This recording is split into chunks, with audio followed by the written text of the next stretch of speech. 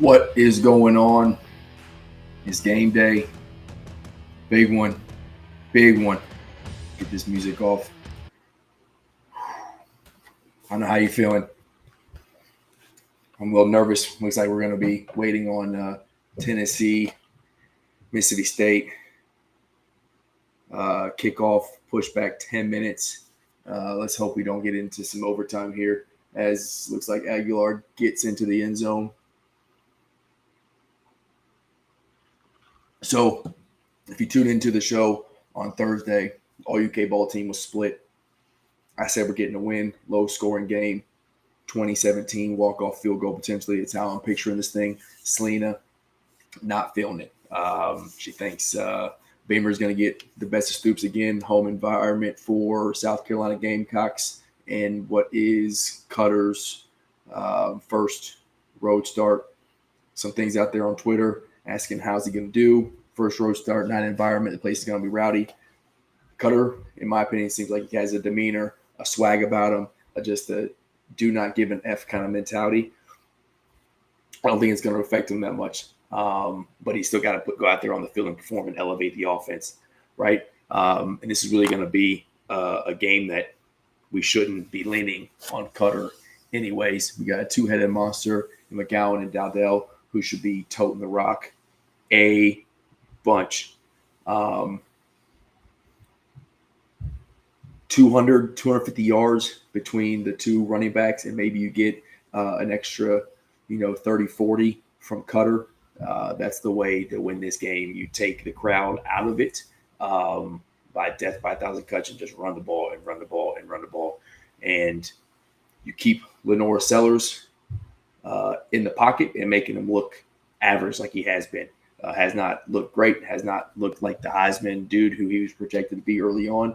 QBR, got some stats. QBR in the 3 games that he's played of 56, I believe. He's got 8 scrambles for like 50 yards, his 10th in the SEC. And he's known to take like deep sacks, like 28-yard loss while they're in the red zone when they played Missouri. Missouri held their running backs to 21 rushing yards in that game. O-line for them has looked terrible. They're getting a little bit of what we saw last year with the O-line play. So we got to make Lenore Sellers beat us with his arm and just limit the shot plays. That's the only way their offense has gotten anything going is shot plays down the field. Vandy prevented them from happening. Missouri really just was able to overcome them. But that was legit the only offense they have. And then from our O-line perspective, Stewart, that D-end, is very, very good. NFL Sunday level type player. Love Pete, but I'm not putting him one-on-one against this dude, right? We need to play a lot of 12 personnel, tight it in the ground, chip block, and just keep him away from Cutter Boley to let him get going early, silence this crowd, run the ball, hard play action. They will bite on that. And the secondary, the second, third level of this defense, South Carolina's defense, not great. Not lateral quickness, sideline to sideline, not great. D-end, very good. Will spread you out. Got to punch him in the mouth just going down the hill, A and B gap, over and over and over again. But we're going to see how this goes. And really just hoping I'll have to switch over to ESPN News or SEC Network Plus to watch Kentucky play.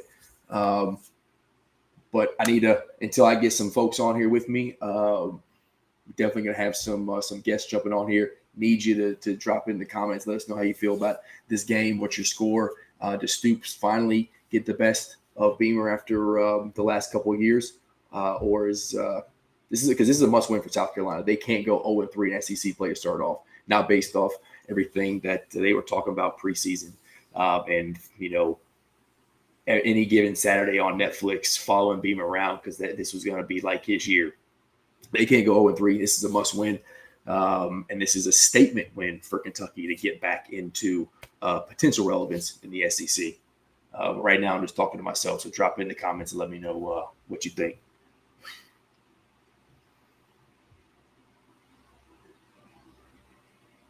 Oh, might have some players jump on here too.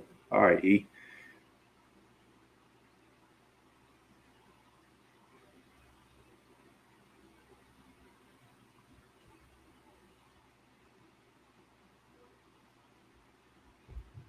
Let me turn this volume on. We can get something going here. Oh, 4th and 8. Tennessee gonna get the ball back. Man, they're gonna win this game.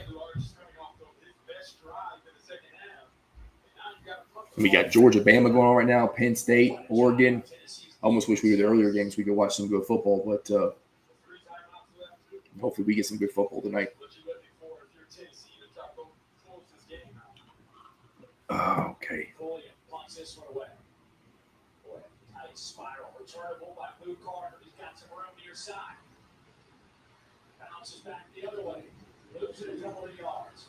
Moves still on his feet, dropping the 27. Boy, they got some time on that return, but there's a minute 23 seconds left. There are 3 timeouts in the board for Tennessee. I have been. Dang, I don't see any comments. Let me overlay this thing. Boy, you know Max Gilbert would love a little redemption after missing a critical field goal in the Georgia game. Absolutely. But assume with the way Joey Aguilar has played on the last drive, he's going to have a chance.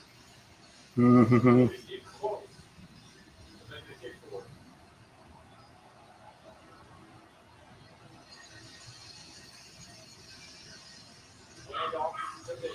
Yep, comments are working on X.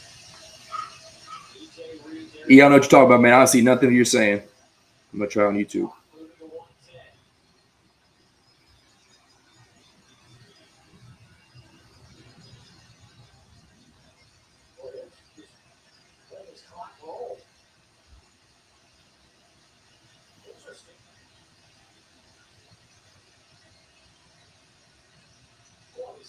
Oh, he's on TikTok. I can't see the top comments. We break the TikTok rules anyways. We don't show the gaming stuff. So we eventually will get booted from the TikTok, but that's all right. What if I can pull up? That'll stop it for a moment. 38 seconds.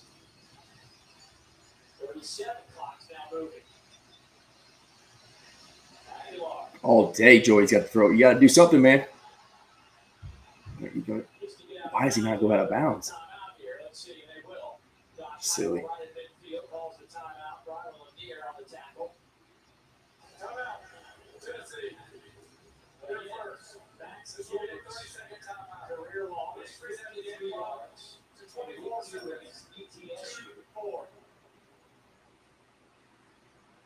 Thank you. So you're looking at 35, 36 yard line to get this football. Yeah.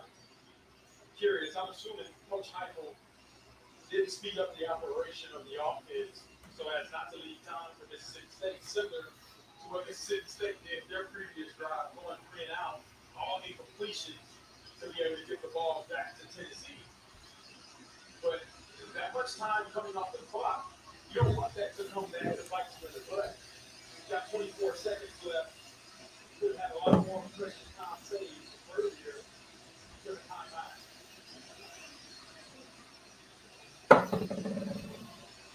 24 seconds. Second down and 1. Oh, we're going to get a little state line coaction in here too.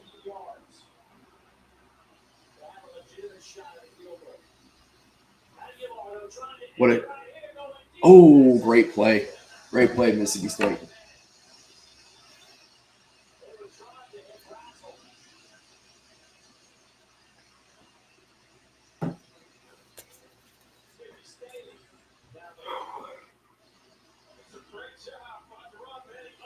Underthrew a little bit. That ball was out in front of him. It's a touchdown.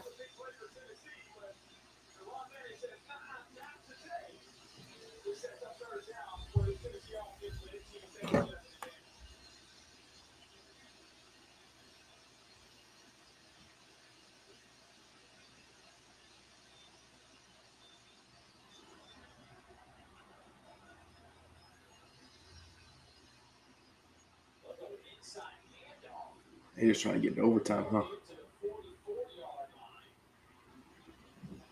Clock it.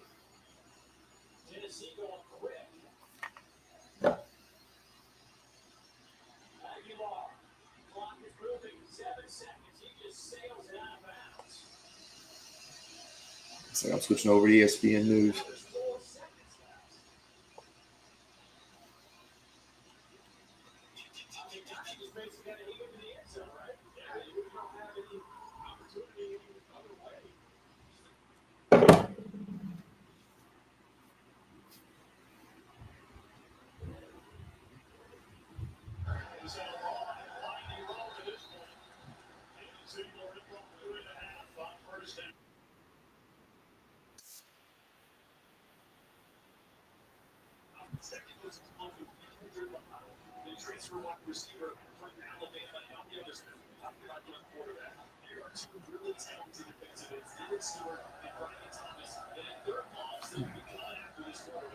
Here we go, baby.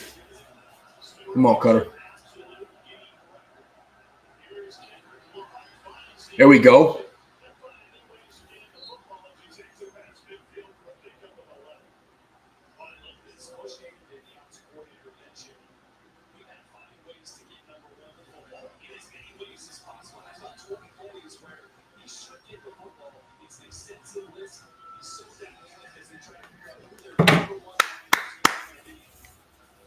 Come on.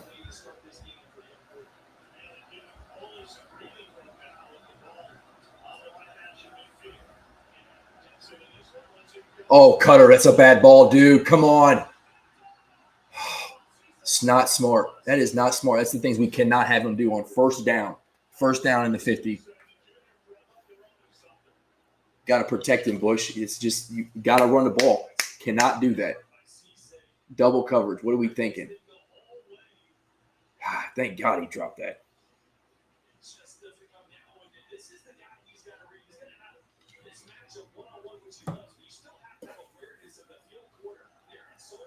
Man. Now you're behind the sticks. Go, baby. Got away with the hold there, but that's all right. Way to go, Pete.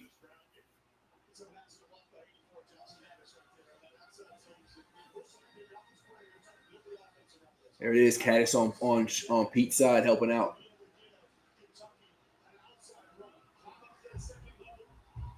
He let him go.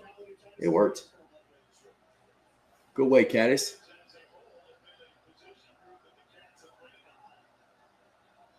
Dowdell in the backfield. Looks like Dowdell in the backfield now.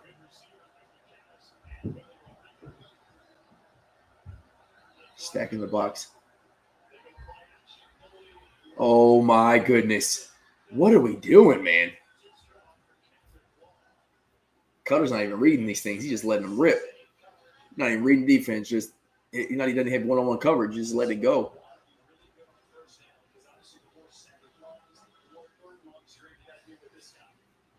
Oof.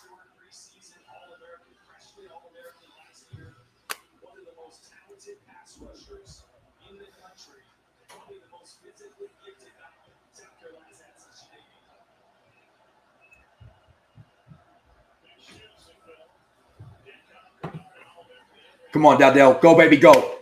That's what we got to do. Do it on first down. Do it on first down.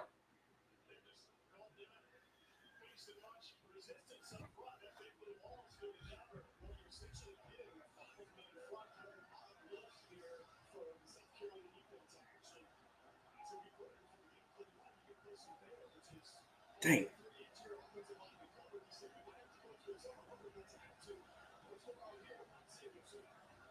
Apparently, South Carolina folks on TikTok are running their mouth. I can't see it though. I don't know anything about the TikTok to be able to know how to pull it up and kind of watch myself on here. Yep, first down. First down. Every time, over and over and over again.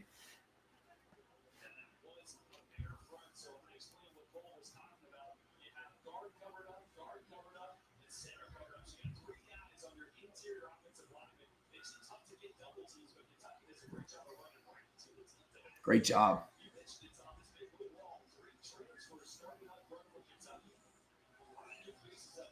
And he's going to do that over and over again. And then Cutter can pull it one time and get him with his legs. 7 plays for this is a great drive. Great drive so far. Run the ball again. Yep. Come on, McGowan. Get in the end zone, baby. Go, baby, go. Opening drive. Let's go. Exactly what we need to do, baby.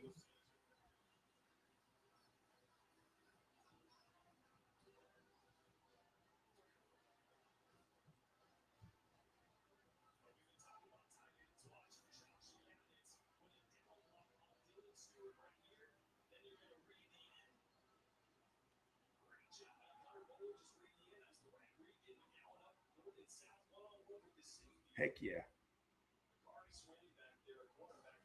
Now I got the TikTok link up. I can talk all that trash to the South Carolina fans.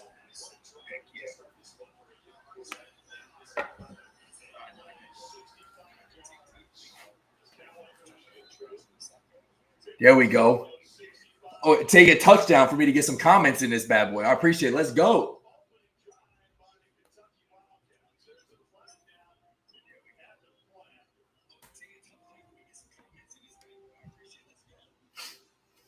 Absolutely, man. We are exactly what needed to happen. Bang, TD, the sign guy on it. Oh, they left already, E? 1 touchdown. The South Carolina fans already dipped out.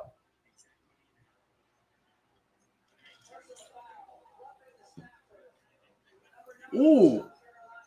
And we get a personal foul.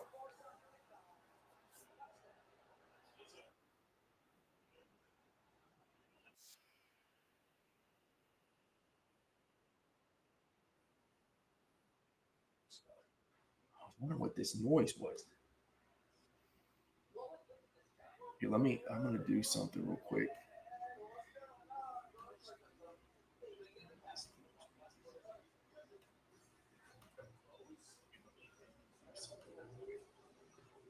Let me know if we like this.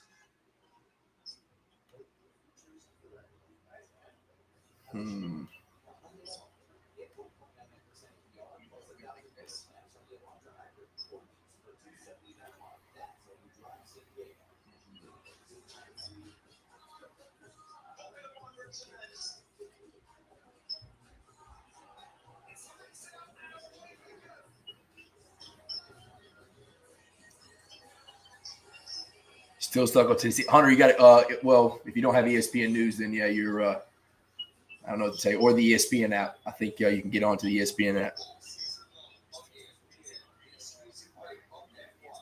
Tana Youngblood. I appreciate that. I can't repeat that on here based on what we're streaming off of, but I know you. Clearly, you're a Gamecocks fan, South Carolina.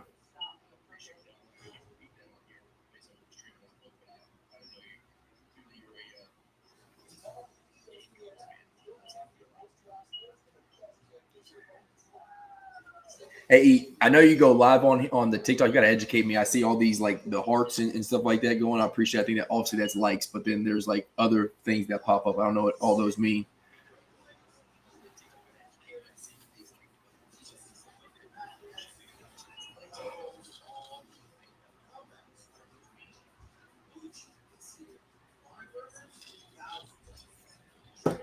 Yes, sir, Hunter. Not a problem, brother. See if I can overlay this chat and then oh man, but it makes me super tiny. No, that ain't gonna work. Oh, that'll work. That could do for now. You can roll with that.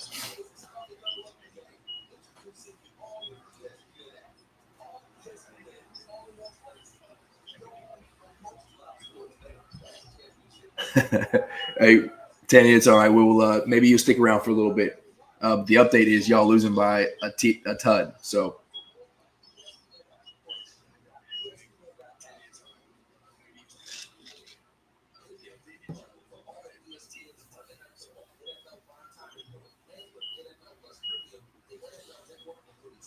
Ooh, buddy.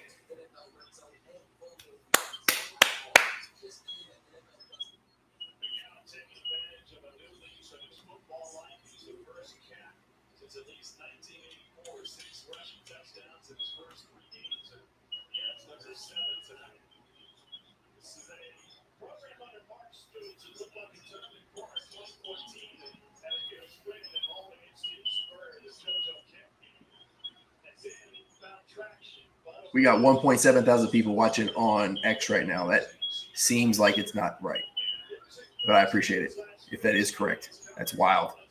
Hopefully they don't leave once once the game goes back to SEC Network. Go ahead and let's like the show though, and maybe follow All UK Ball 1027 The Game. Show the support, Heavy Pour Sports. And let's go. Let's start putting Lenora Sellers on his back real quick. Let's take one of those deep sacks early. No shot plays.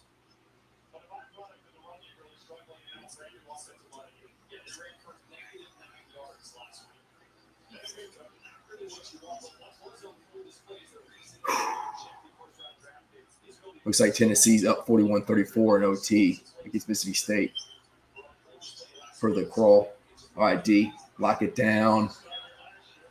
Tackle, baby. Afari. That dude is everywhere.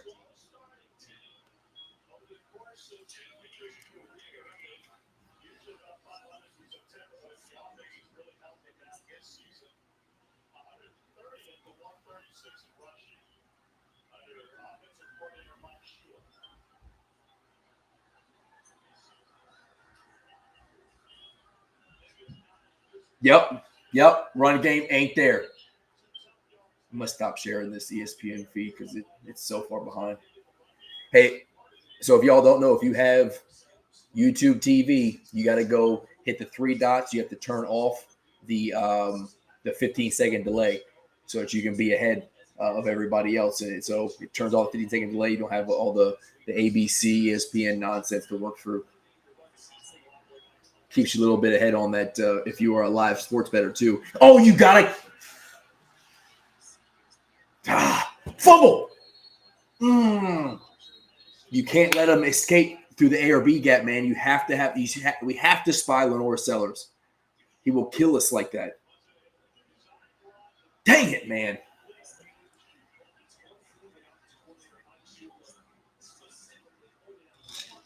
Can't do it. God, at least they would have gotten him off the field, man. Pick. You got to be there, JQ. Tips and overthrows, JQ. You got to be there, buddy.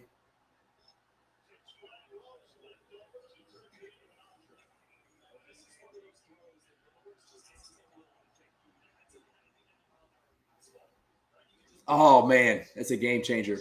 That's right. Get the next one. He's definitely not settled. Lenora Sellers is not settled.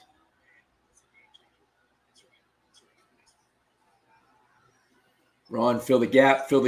Good chase down, man. We are everywhere. Good recovery, JQ. Way to come up there and smack somebody.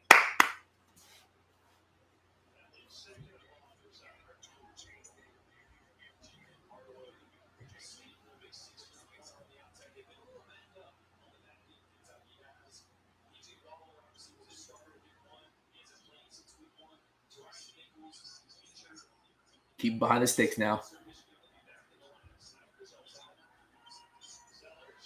Yep. Man, you see his feet. Look at Lenora Sellers' feet when he throws the ball. He is not settled. There was nobody. There was zero pressure on him right there. Clean pocket, feet all over the place. Ball goes crazy. He ain't ready for this, man. He is still shook from the last two games. We need to take advantage of that.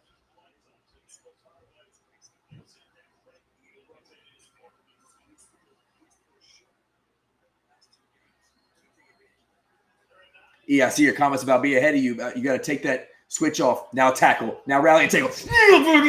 What a stick. Punt the ball.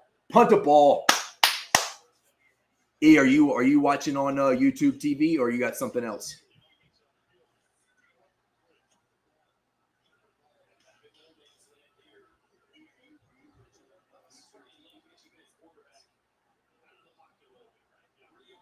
Are they going? They go. Oh, they're going. Hold your water. Hold your water. Do not jump.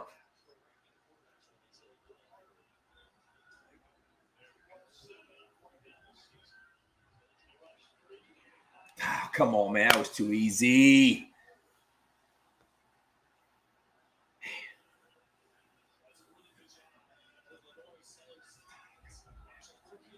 Were we zone there or were we man?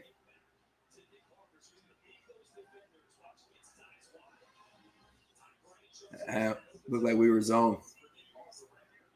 But I really like to go man there.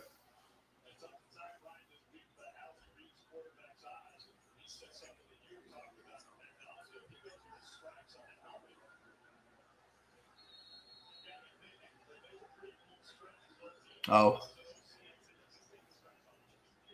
Yeah, see, yeah, sometimes I just bump forward a few seconds at the forward button, but oh man, I wanted them to get off the field. It's all right.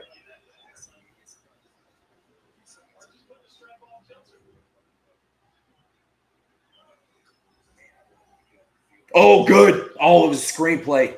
Man, that was a great call. That's right.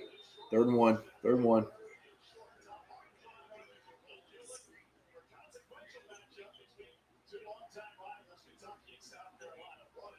Dadgummit.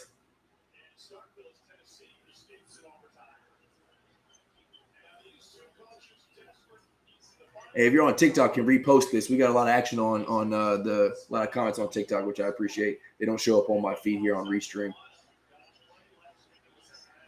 Fill the gap. They're going to run the ball. Oh, he pulled it. Come on, man. We have to spy this dude, man. It's the only way they can beat us.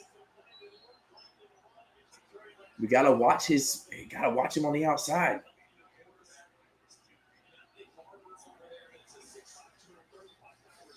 Show the replay. Who was on the edge there? 0 contain. Oh man.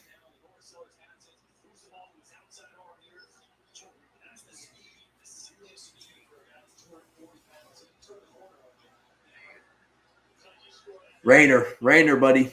You can't get greedy. You gotta be on the outside edge there. Jeez Louise.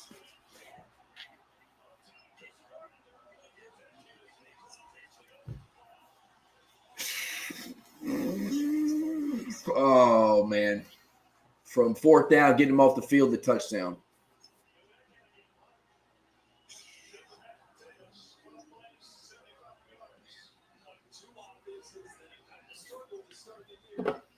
Switching over to SEC Network.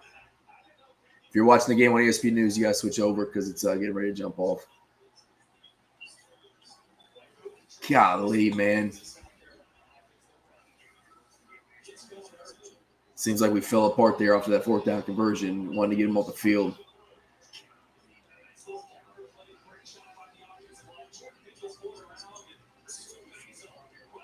Dadgummit.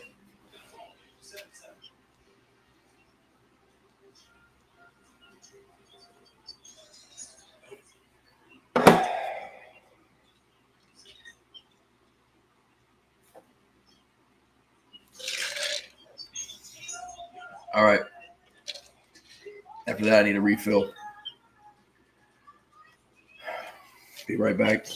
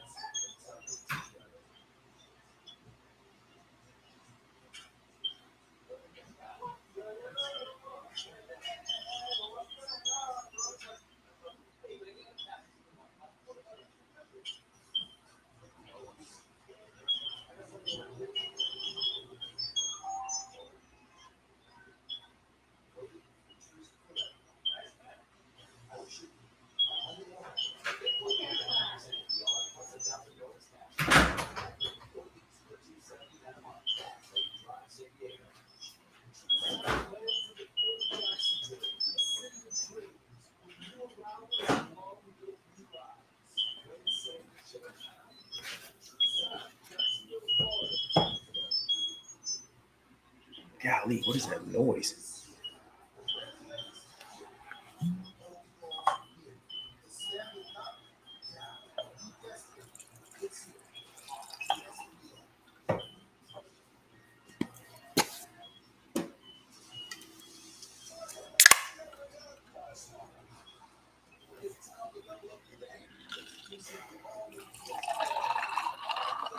All right.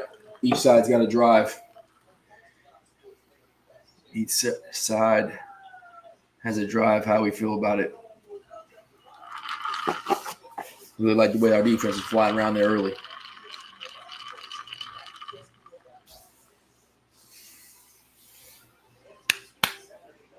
That's right. Clearly show they can't stop the run game. So let's keep leaning on it. Just outlast them right here. Wear them down. Wear them down.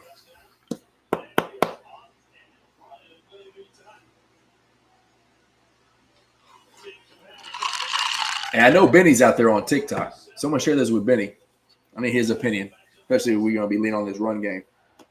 Legend.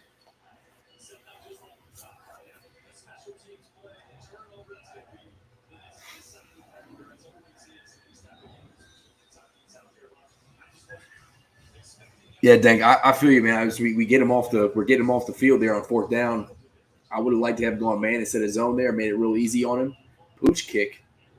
Let it go out. Oh, dadgummit. Beamer doing his stuff on special teams. Thinking it's going to go long field. That's a good play. But dang, back to you, man. I think that was just a morale thing right there, getting ready to get them off the field, and then they convert there, and they just kind of had their way. Golly, that was a stick by 4-4 South Carolina.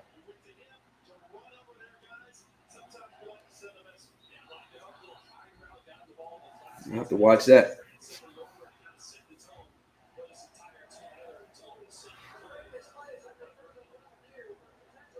Ooh, give him some targeting, 4-4. Let's go. I don't know if I agree with that one, but I'll take it. Take a free 15.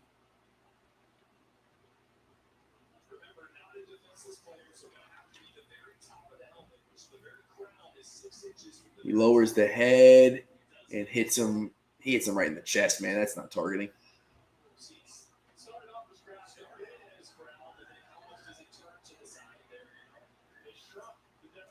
That isn't targeting. That should not be called. That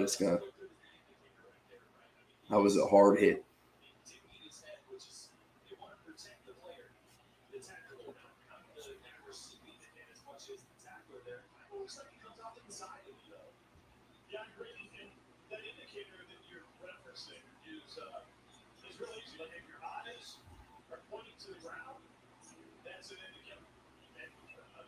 The dangerous hit by 044. Trying to take himself out. That was just that's why he's got that neck roll. Yeah, that's the right call.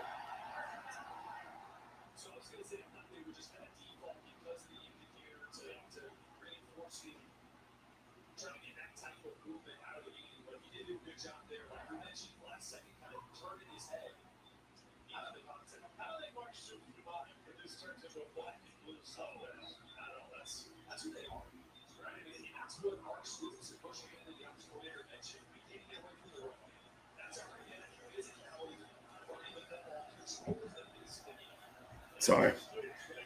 Texting some fam. Okay. We go. Come on, McGowan. Yes. Man, eating on that left side. They're running straight at Stewart. I like it. A little double team on them and run at them.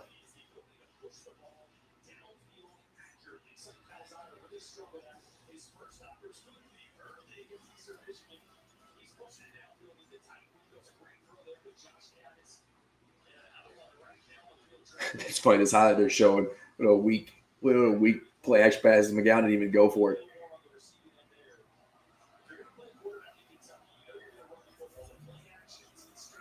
Oh, agreed. Seth is a great run, but he's like unorthodox. He runs straight up and down. He's like he runs like Pacheco. Like I think Dowdell was a more he got surprised out. He normally just seeks contact, and he didn't. He didn't lower show that one. Like Dowdell looks like a more natural runner, but McGowan is just like he's awkward and just makes yards after contact, and he's like deceptively fast. He just will walk away from somebody even though he's running straight up and down.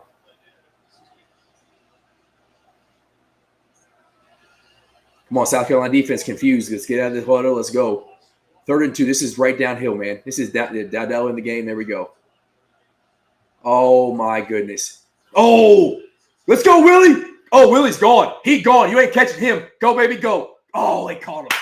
What a play call, Bush. What a play call, Bush. Okay.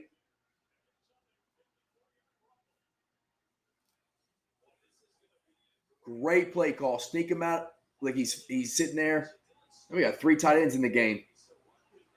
13 personnel to sneak him out. It caught him in man coverage.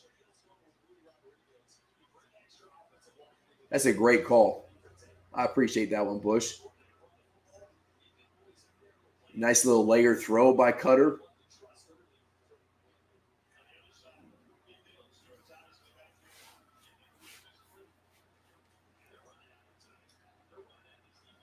Oh, here we go. K-Law, get outside, baby. Dowdell, lead blocker, good call. Oh, man. Get up, you're good. I like that.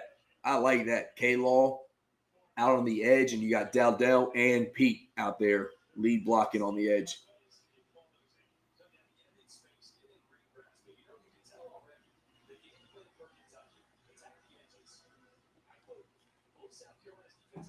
Two rushes for 20 yards.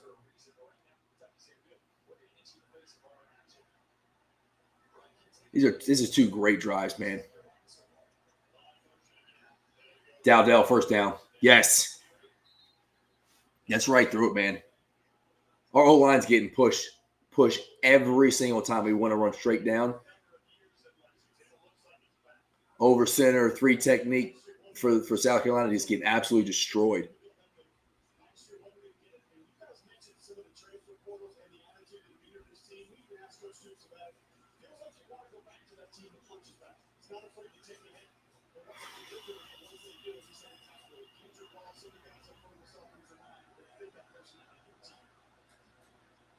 Oh, gets good handle of the snap. Man, snap was jacked up from the jump. All right, let's not let our goal to go. Let's not let our goal to go issues from last year get creep in right now. We don't want a field goal here.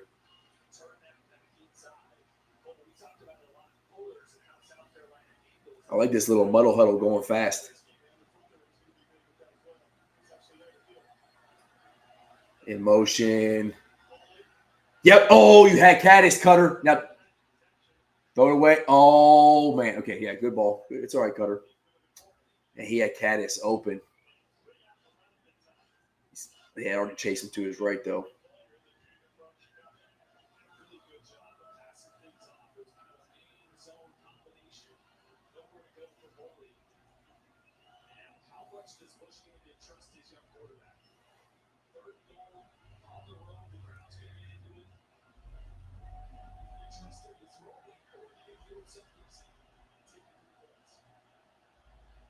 Oh, man, you got middle. You got, I can't tell if middle's open. You got 2 safeties back.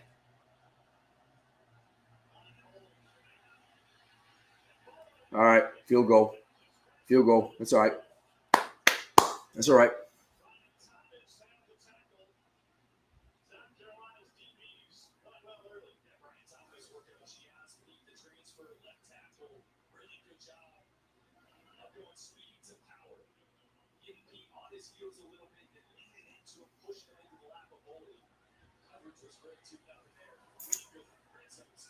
It's okay.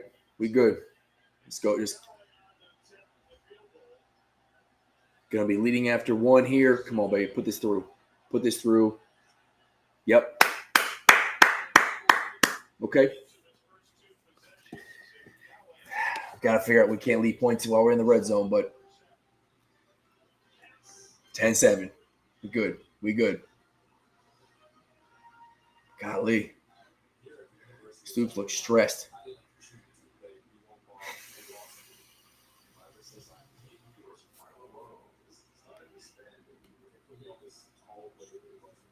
Let's search let's break. Let's search Kentucky Twitter right now. See what we got. See how the fans are feeling.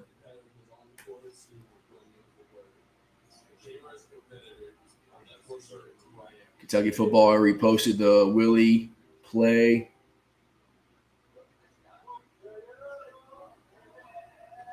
Go Mario's out there posting from KS Bar.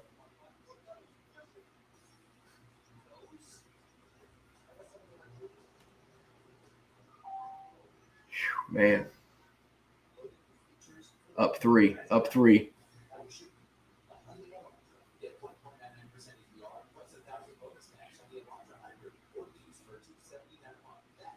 Live blog with Adam Luckett. Y'all need to come. We're watching. We are watching this thing live. We're not blogging. What is he doing right now? Let's check this out on KSR. You probably have to like pay for that. It'll be probably like KSR Plus and pay to talk about it. Let's have some fun here. Let's take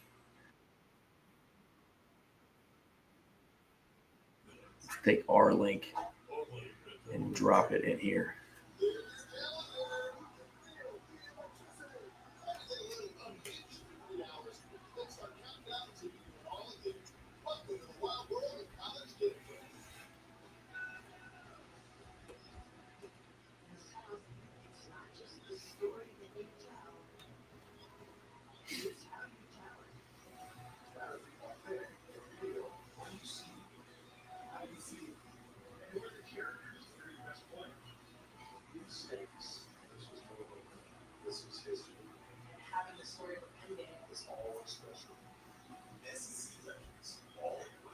Hey, if you're watching this on X or wherever you're watching, we can repost this right now. SEC Mike has got the Alabama Georgia watch along at 2.5K, and we got the Kentucky South Carolina, the lowly South Carolina Kentucky matchup on ESPN Network with 2.1K. Let's catch these dudes. Like it, repost it. Come on, and I got to give away 2 of them that we're going to be starting at halftime. So let the folks know.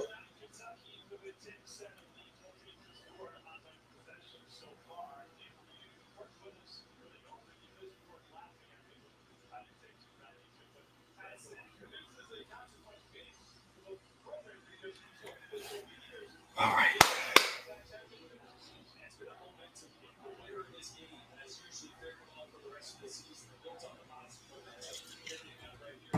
Big Blue Bourbon, a.k.a. I cannot for the life of me find Eagle Rare 12 out here.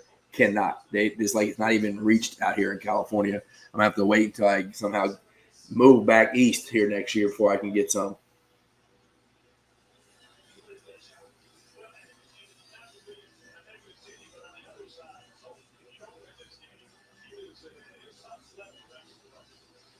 Come on.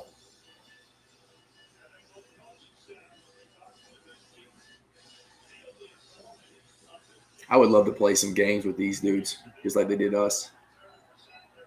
A little pooch kick. But maybe let's not get cute.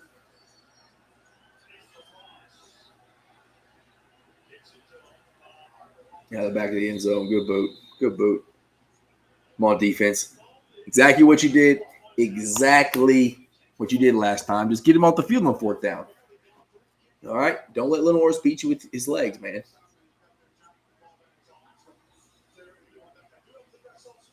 They have – I see the 12 all the time, but – see the 10 all the time, but not 12. Yeah. Yeah, I can get the 10 out here all day. They have Weller 18 out. What I don't even want to know what the price tag is for that. I can't get Weller. Oh, good coverage. Damn. Man.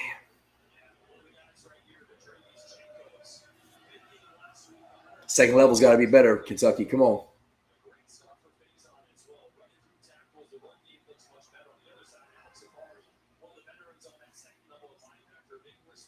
Yeah. Afraid to ask how much. Yeah. I ran across one of the liquor stores out here had a couple different bottles of Pappy, and they wanted good stick. Sit down, son. They wanted $1,400 for one bottle and $1,700 for another bottle. I said, no, thank you.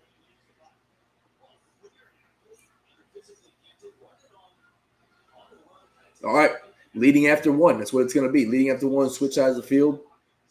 I can't ask for anything else. 100%. That's what we need to do. 2 drives. We got the ball twice. We scored twice. Ball twice, scored twice. Would have loved the touchdown in the red zone at the 10. But as just anemic as our offense has been of late, I don't want to get greedy. I'll take that for sure.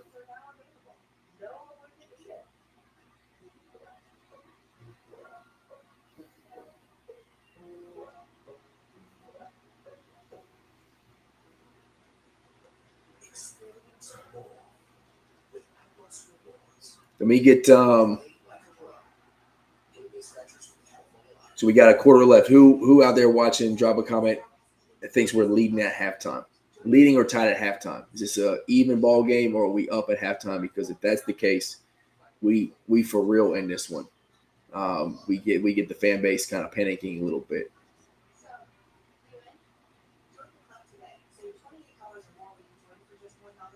My South Carolina people messaged me. I asked the score. They said, yeah. It could be.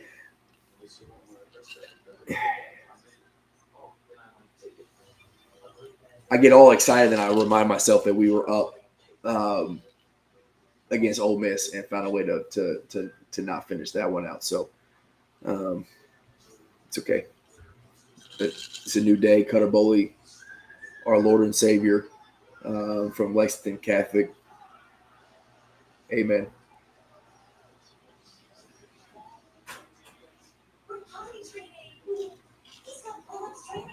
How y'all doing? Yeah. What's the score? 7-0, but Alabama's going to score again. 7-0, Alabama's going to score again? Yeesh.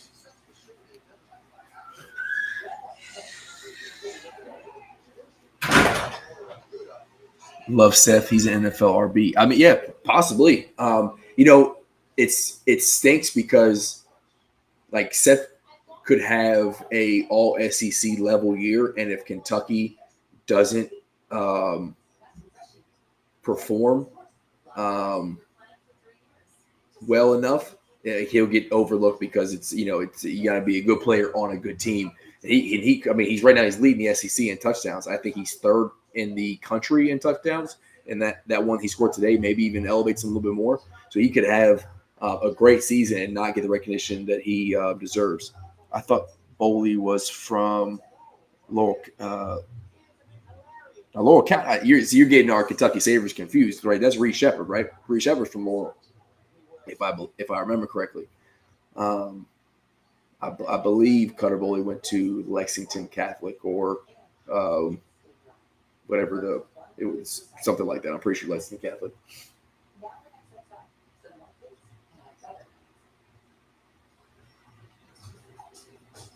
Oh, Monroe.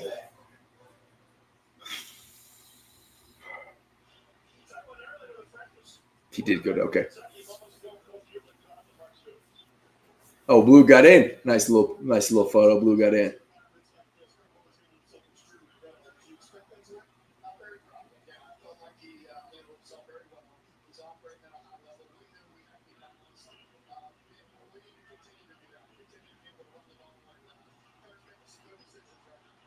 No, Mark, you don't need to be balanced. You need to be run heavy and man. Okay. Yeah, we don't need to be balanced. We need to be run heavy. We need to be like 70-30 run to pass. And let Cutter do what we did with that Bush Hamden call. It was great. They expect to run, leave Willie out, man-to-man coverage, nice little pick play. That's all he needs to do. Those first 2 shot plays down the field, we threw in double coverage. No, thank you. Man up, boys. Man up. Watch the quarterback. Oh, good blitz. Good blitz. Got to bring him down, though. Oh, he went down. She's short. 4th down. What an idiot. What an idiot. Big dummy. Good job, 1-6. Good job, 1-6. Way to give yourself up short of the first down. But we got to make a tackle, boys. Golly, got to make a tackle, man. Come on, Nichols. He went for the ball. Dude, Nichols, hit him in the knee, son. Go low. You don't need to get a ball. Way to get him up. Oh, my goodness. All right, Ty. All right, Ty. Field this thing. I don't know why we got you back there fielding punts. Oh, he shanked it. He shanked it.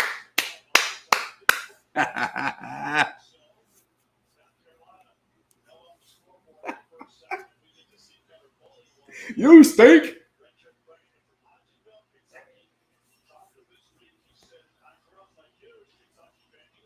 Look at Cutter. Look at Cutter in the huddle with a let's effing go.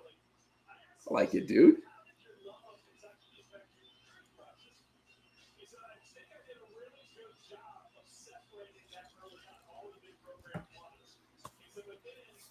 Talk about Cutter Bowley's recruit rating. Remember, FSU was pushing hard for Cutter Bowley.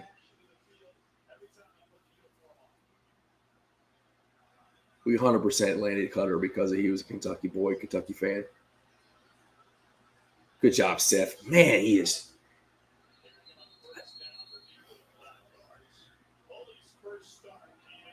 There you go, Gilmore, sitting that dude on the ground. This is perfect. Look at it. Playing ahead of the stick, 2nd and 4.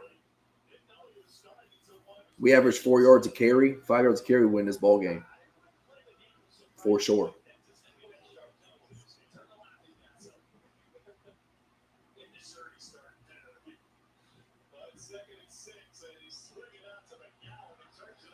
Woo!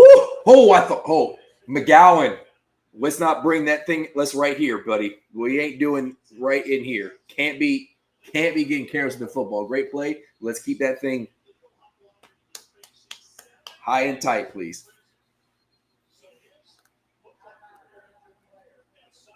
Who's injured? 2 injured players, they said.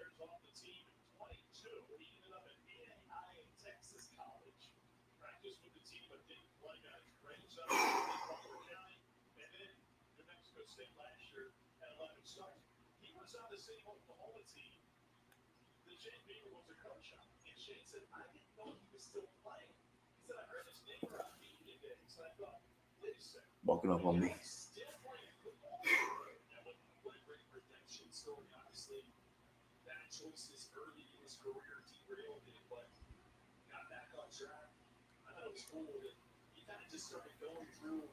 Hey, someone out there, McGowan has some moves. No, Hunter, you're right, man. He does have I get it, but you watch him like it's so awkward. Which it's one of those things when you're athletic like that, it can be, but it's not typical movement. I think which I think is beneficial for him, and it makes it hard for the defense because he just you can't predict what he's doing. He's just kind of all over the place, man. He's unorthodox. I guess awkward is not the right word, but unorthodox, and it works.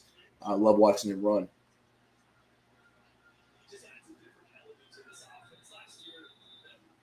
And he shows that he's got that out of the backfield catchability. He can be a 3-down back.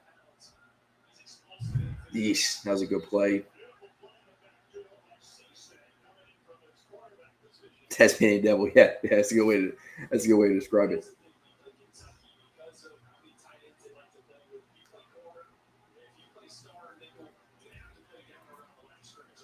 Man, Bama up 14-0 on Georgia in Athens.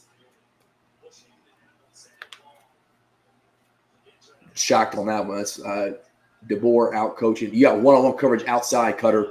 Yep, he's talking to him. You got one-on-one coverage outside. Oh, why would we do that?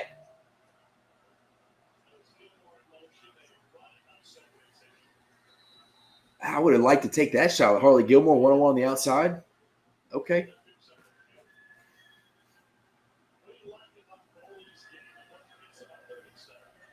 Third and 7. If you get this to 4th and 2, 4th and 1, 4th and 2, you got to go, in my opinion. You got to go.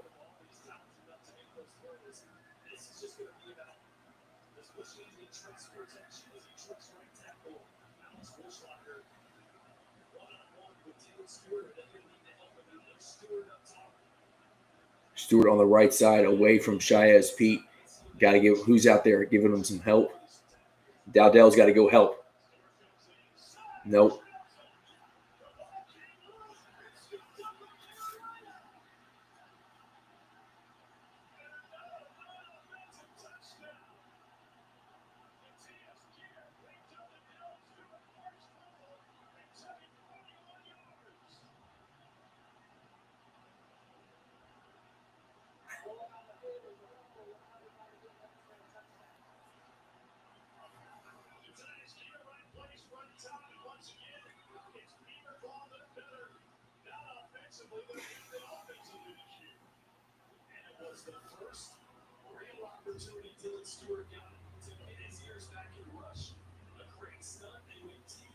Oh, he's down. He's down. Please tell me he's down. Please tell me that shin got down.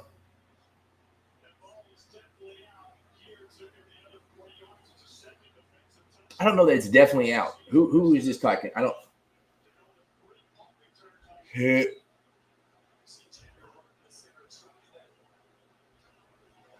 Pete, what are we doing, man? Fall on the football.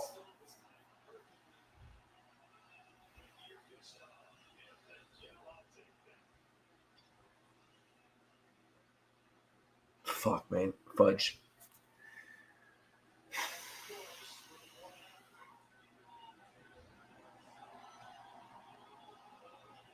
That's a game-changing play, man.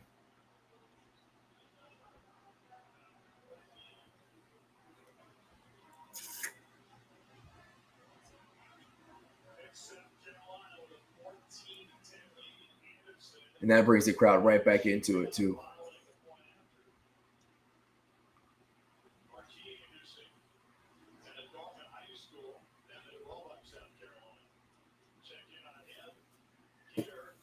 All right. All right.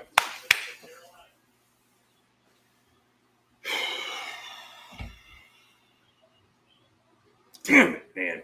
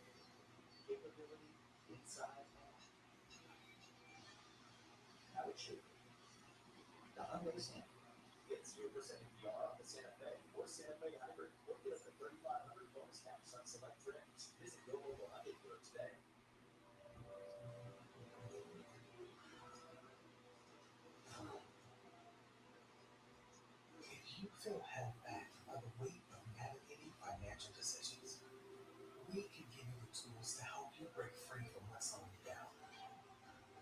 Credit Karma gives you personalized guidance to improve your credit, savings, taxes, and more, so you can find your way to money.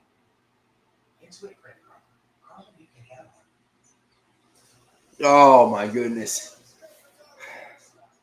I'm like bummed out, man. Golly. At worst, it should have been a punt.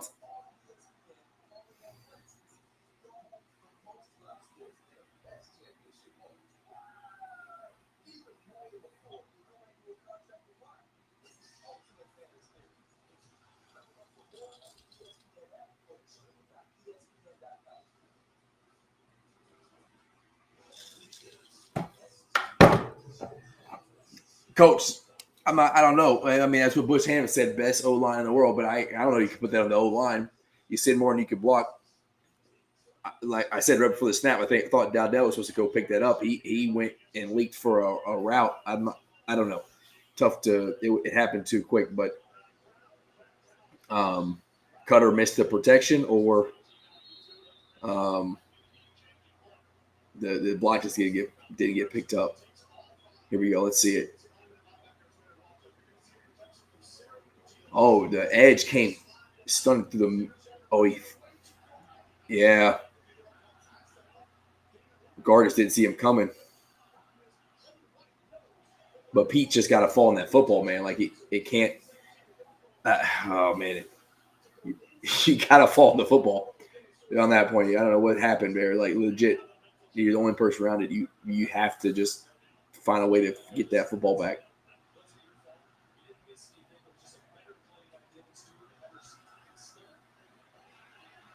Oh, that's a good tackle. Dowdell was getting ready to take that one. We just can't let that like really jack us up.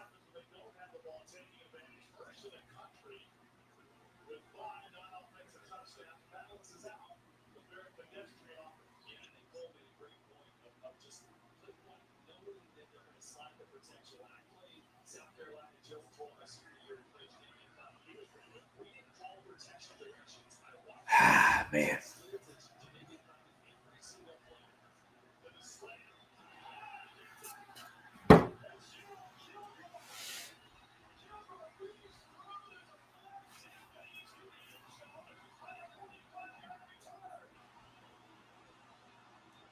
The one thing you can't do in this ball game on the road, turn the ball over and give them 2 touchdowns on defense.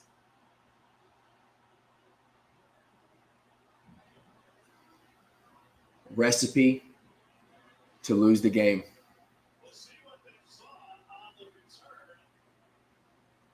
It's unbelievable, man. Unbelievable.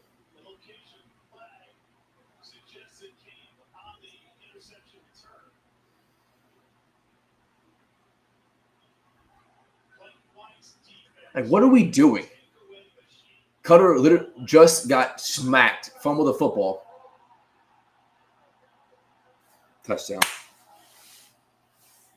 Just gave it away, man. We just gave this one away. That's absolutely terrible.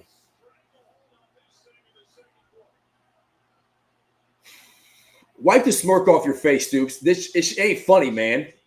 Golly.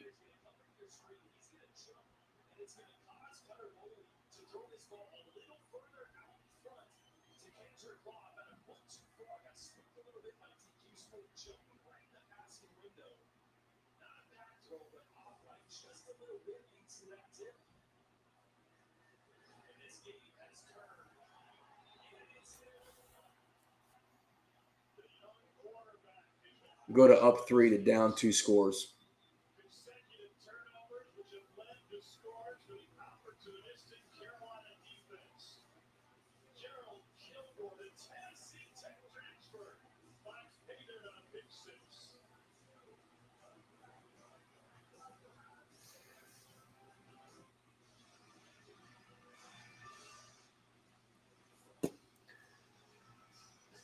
Oh, man. Hunter, what's never been Burton? He's yeah, I agree, Coach. Hunter, the fumble's not Cutter's fault, or that pick wasn't Cutter's fault. I can't tell where you're at.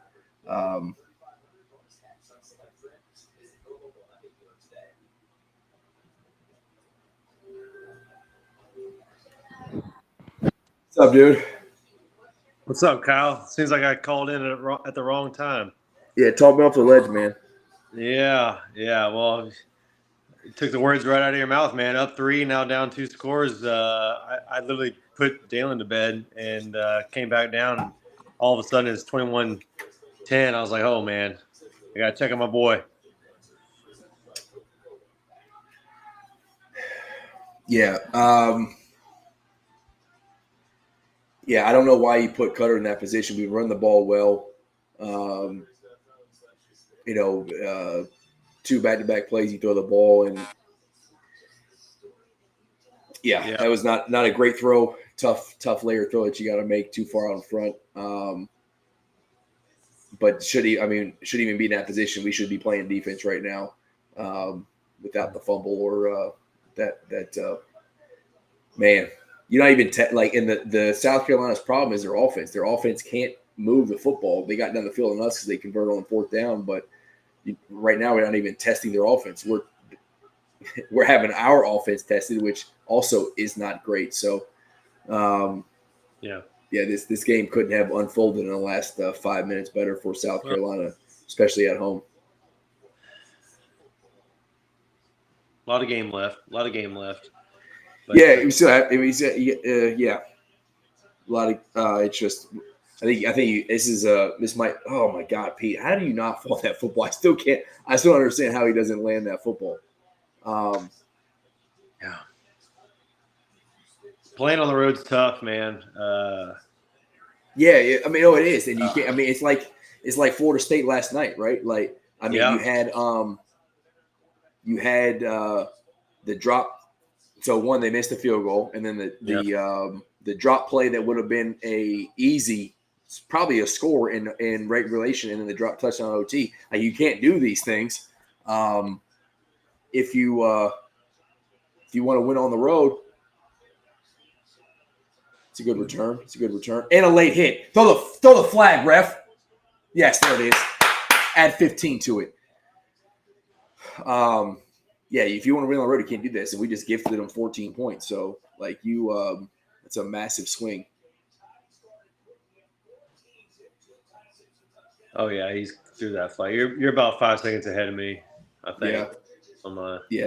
They just showed. How Georgia crazy was scoring. that, man? I tell you what, I was watching the end of that Florida State game last night, and I didn't know this, but being in Virginia, they don't like DraftKings and everything is legal here, but they don't let you bet on Virginia college teams. I literally was on DraftKings. I was like, why can't I put money on this game right now? Because I was actually going to put money on Virginia to cover, because everything I read was like, yeah, I think Virginia's going to cover this +7, and they obviously they won, so they did. But I was like, why is this not popping up? And then I like, AI Google it, and they were like, oh yeah, can't do that in Virginia. They don't let you bet on Tech, UVA, any of that. I was like, oh, that's crazy. But Yeah, some of those states let you do it. I think it is to protect themselves or like protect the so that if, some of these states or schools have had issues with like players gambling or people tied to the program. So I think they don't let you bet on the universities in the state for that reason. Yeah, that might have. As soon as Florida State lost, I think that might have been the quickest field rush that I've ever seen. Oh yeah. In my entire life, honestly, kind of Bush League. There you go, McGowan. Yeah, kind of Bush League on Virginia's part, in my opinion, only in the sense that the quarterback and the team can't even get off the field safely without Virginia drunk college kids. Well, their own corner who made the pick got trampled on. It's like, man, yeah. I mean, they were on the field ready. It already announced they've already been fined $50K. I mean, that's a bad look when when the quarterback can't even get off the field without a drunk Virginia fan flicking them off. If you talk crap to a team that has just lost that you're rushing the field on, you deserve to have whatever it is coming to you happen. I don't know. I've always hated that. I've always, it's awesome to see good teams win. I mean, shoot, Illinois beat freaking. Holy, hold on. We're going for it on 4th and 3 right now. After Cutter somehow threw the ball to himself. Yeah, I see this. Oh, Jesus. Are they trying to get him to draw off sides, or are they actually going for it, you think? Yeah, they're going. Oh, yeah, they're going for it.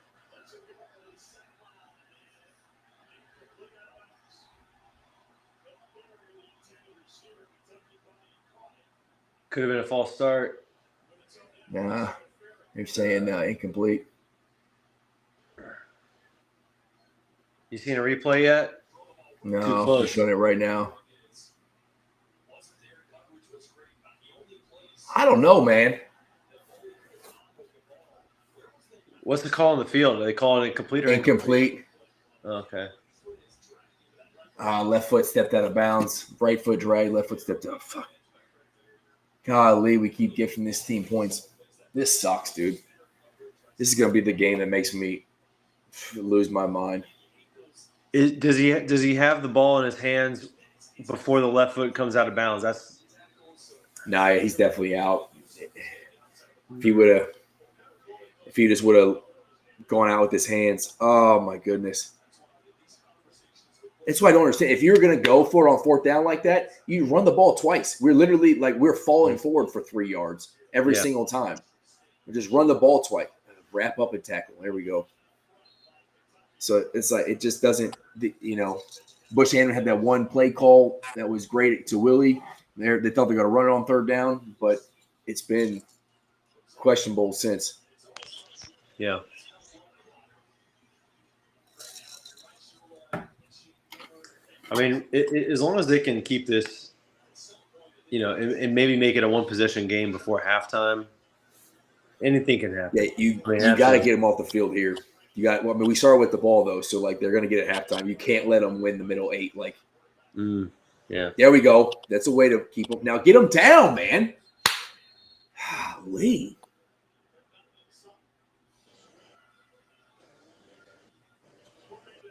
I don't know, Coach. I don't know. I guess you're right. You punt that one, but again, if you were gonna go for it, I understand what you're saying. Like, then you don't throw it on third down. You're running on third down. You're running on fourth down. Like, you just commit to like, I'm gonna go for it and win those 2 downs instead of making Cutter look like he did there.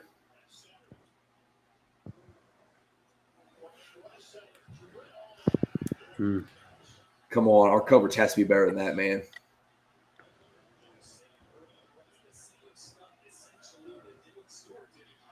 Dang. Man, he got rocked too. We just laid out Sellers.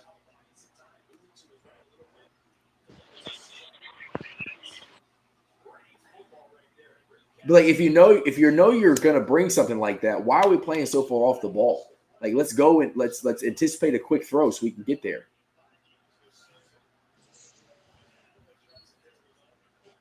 And the extra yards that South Carolina wasn't finding against Missouri, they're finding against us. Like, they're getting hit and then still somehow getting yards after contact. We're there at a 2-yard gain, but they're falling forward for a 5-yard gain.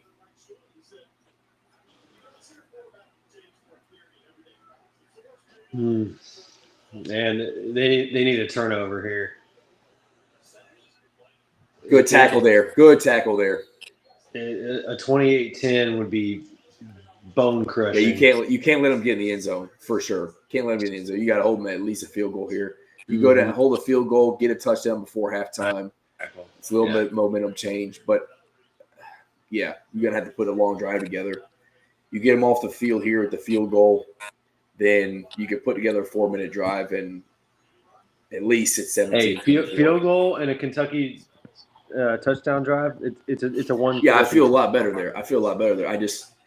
It should be potentially leading at halftime. All right, they bring the heat. Get them. Suck it. Out of field goal range too. Let's go. Let's go, Brad White. I'm about to see this play. I'm about 10 Let's seconds. go, Brad White. What a call. He will take. Lenore Sellers said at the beginning of the show. Oh, he hesitated. At the first minute, I said he will take a long sack. Look at this. Put pressure right in his face. He can't do it. Look at him backing up. Ha, ha, ha, ha. Sit down. One thing that would have been better is if he threw the ball away. Oh, he had to throw that away. Yep. Oh, that's a brutal sack. Now get in the end zone. Get in the end zone. Oh, that was a great punt, though. That sucks. Great punt. Were they down it? At the 5. Yeah. Ooh, dadgummit, man. All right. Well, I mean, that's honestly best. That's honestly best case scenario because now they didn't even get a field goal, so that's a huge win. Correct. Huge win. I mean, Kentucky's going to have to air the ball out in order to have a chance against South Carolina. So I mean, they're not going to win. Man. You don't think so? I think you gotta run the ball, and like again, if you score here, it's a 1 possession game. So I don't think it's to the point now where you got to have Cutter throw the ball 20 times and a half. Like, this needs to be a 4-minute drive that takes 9 to 10 plays where you're running it. Probably a 12-play drive. You're running it 9 Kentucky times. football than I am. I'm just going off of SEC historical norms.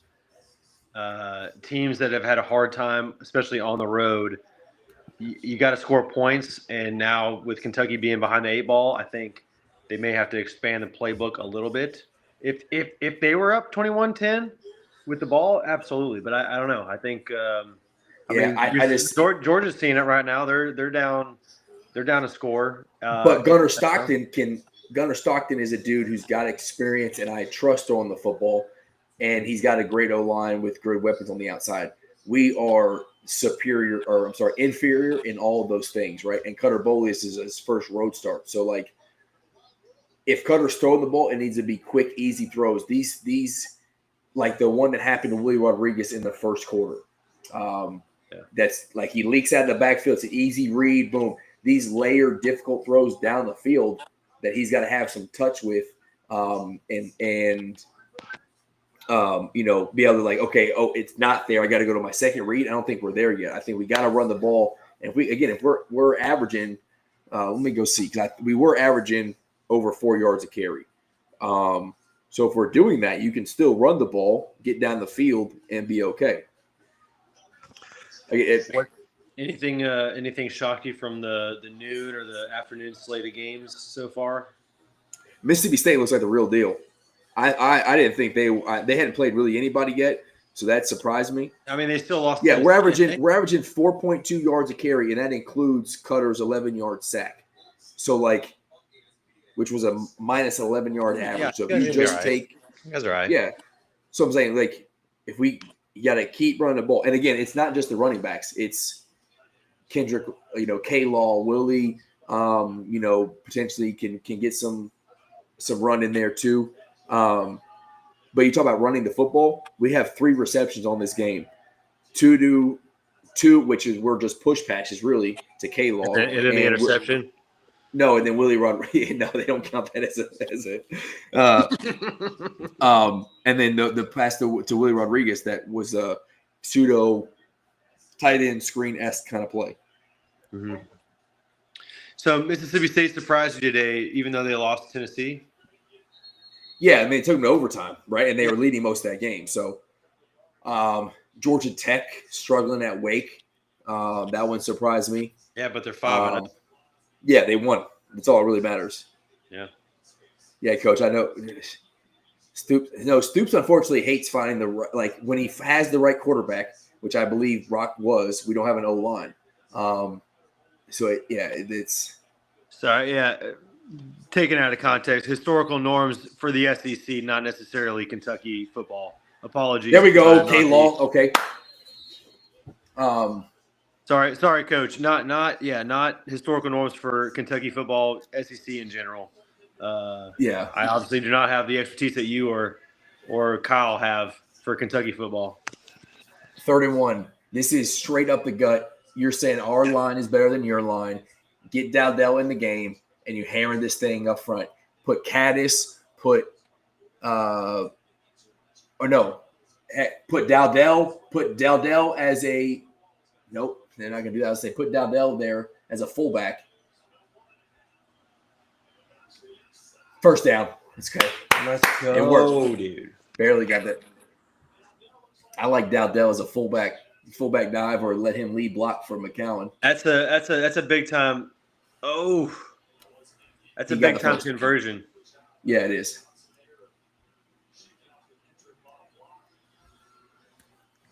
I mean, Kentucky needs points right here. No, I agree. But this is how it's going to happen. It's got to be like this. You got 3 minutes. You just sit there and you run the football.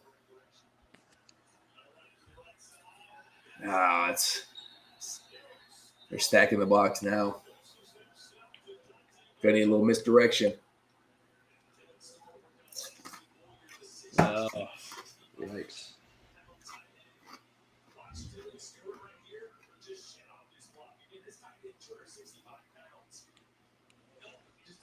Bro, you can't – if you're going to double team the guy, you got to double team the guy. You can't miss both blocks. Golly. Stewart made him look – oh, no, that's not even Stewart.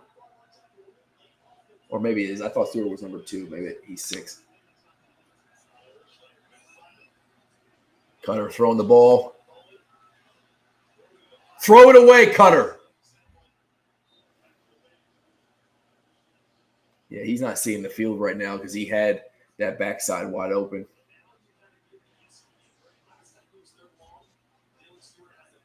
This stinks. I mean, he didn't take a sack, but yeah, now you got a 3rd and long. Yeah. Screener draw here. 3rd and long, screener draw, punt the ball, go to half, 21-10 if you can. I mean, South Carolina's – or you take a deep shot down the field and hope you get a PI or something.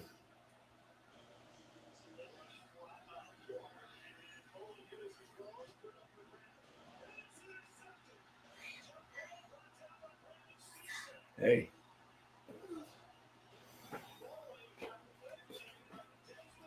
Oh.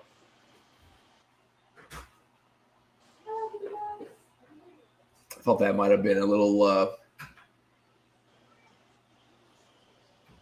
He get hit low, man.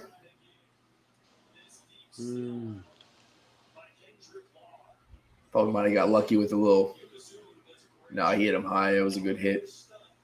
He just threw it up there. Cutter's not even reading the defense, man. He's just chucking it.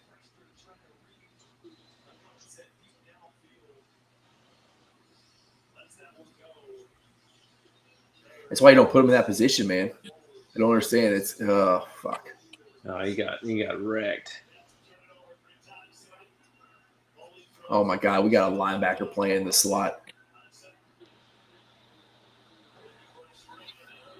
Luckily they didn't take it. Well, now we're back to hoping we get there at to half at 21-10. Yeah. They get the ball though.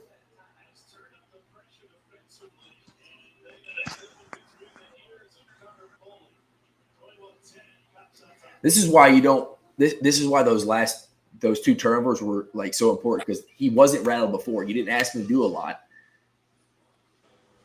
He has the turnover, the fumble recovery. Then you ask him to throw the ball again. He has the pick six, and now he's in his head.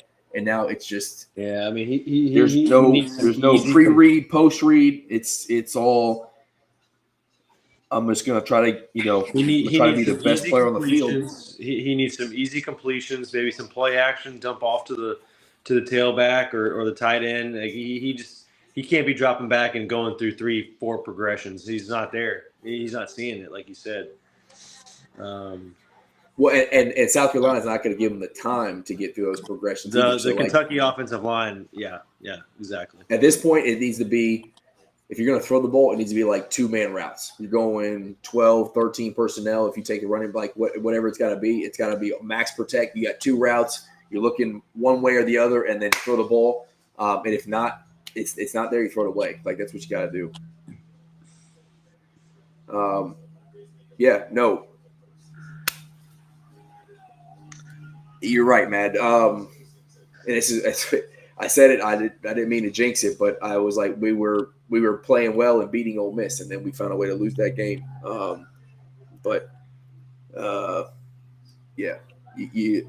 Some of this is on Cutter, but if you're Bush Hammond, you can't put him in that position, man, and he certainly did. So now we're playing an uphill battle and hope that he can Cutter can grow up quick on the road. Were you able to keep tabs on that LSU Ole Miss game? Yeah, so you're going back to what surprised you. That did surprise me because I really think I was surprised that Ole Miss was able to hang with and then beat LSU. To be honest, I thought LSU's defense was vastly improved and that they were going to be able to limit Ole Miss, and then Ole Miss's offense not be able to really get going surprised me as well. Like Nussmeier just didn't play well. Yeah.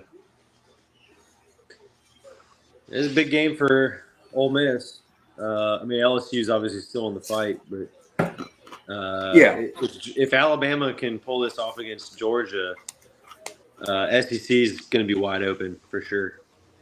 Yeah, agreed.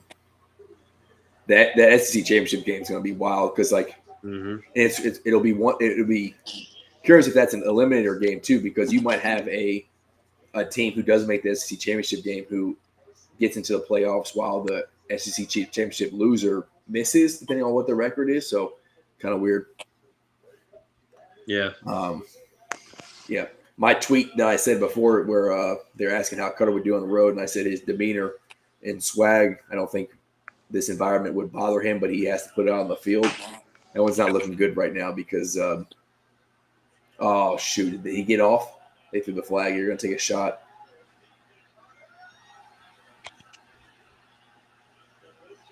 Well, they got a free 5, so it doesn't really matter. But hey, at halftime, we're gonna put a pause on this thing and then go do cake for Jay for his birthday party, and then jump back on with some of the people. Is it Jackson's birthday? It was Wednesday, but his party is today since the middle of the week. Oh, I didn't Yeah. know that. What's he? 10? 9. Man. And Tell had you two. what. I drew up some for him on his game yesterday because he's playing 5th and 6th grade, even though he's 3rd grade. Oh my goodness, guys! My goodness, be smart. So he's 3rd grade playing with 5th and 6th graders, and he had 2 tutties on his birthday game. We got a win yesterday, so that was good. What position he's playing? He's playing my Z and my X every day. So he's running back and he's playing receiver some. Nice. So yeah, he's still quick. He's still even though he's playing up, he's still quicker than a lot of these dudes. Quicker than his And daddy. he's smart. And he's been playing for a long time. I've been coaching for a while. He's a smart player. That's awesome. So you like coaching him? Is it cool coaching him? Yeah, it's fun. It's fun. I stopped coaching him in basketball because he enjoys that sport, and then coaching him in both sports just kind of he gets a little annoyed with it. But in football, I like being the one to coach him. Sack! Oh my goodness gracious, guys! Just wrap this dude up. Man, so stupid.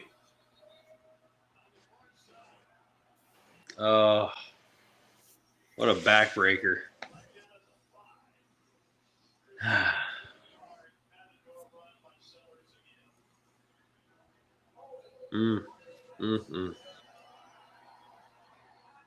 Is the flag bringing it back? No. Holding on JQ.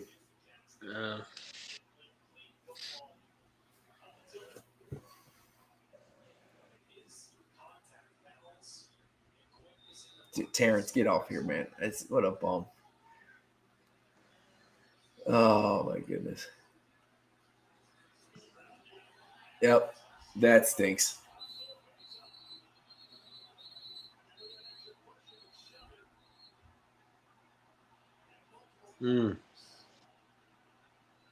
Oh, and Beamer on the field. What are we doing? Man, I cannot stand the South Carolina coach. Nope. Shane Beamer's he stinks. He's a clown. And now we went from thinking we survived 28-10 to it being 28-10 with a flag. Yeah, this got to be on South Carolina though, right? No, I think it's on us.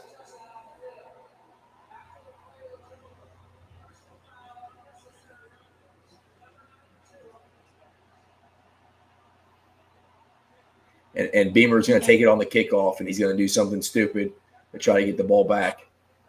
Oh, that's tough, Kyle. Yeah, man, this is going to have to be like an epic second half for us. This is silly. Yeah. I wonder at what point do we still roll a Cutter, or if they try to put Zach back in? I don't. Neither one of them going to excite me at this moment. But who knows, man? Maybe you get you get a couple good plays here. You get a field goal, or maybe you get a special teams play. I don't know. We've made the plays. We just can't wrap it. We can't wrap the quarterback up. That South Carolina quarterback has gotten. Oh man, that stinks, man. Yeah. 78 drives him down.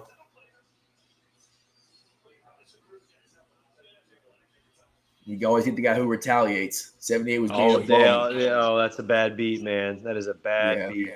They always get number 2. Yep. And then Shane Beamer was out there pointing at him. Look at this, man. Golly, just get him down. You don't need a highlight hit. You just need to wrap up. Just wrap up.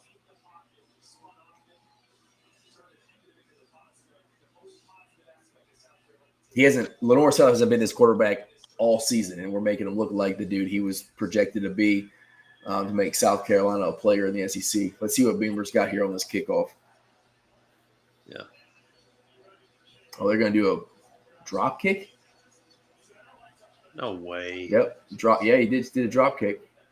Why did we take that ball? So stupid. Let it go in the end zone, man. He literally drop kicked it to the end zone. We take it.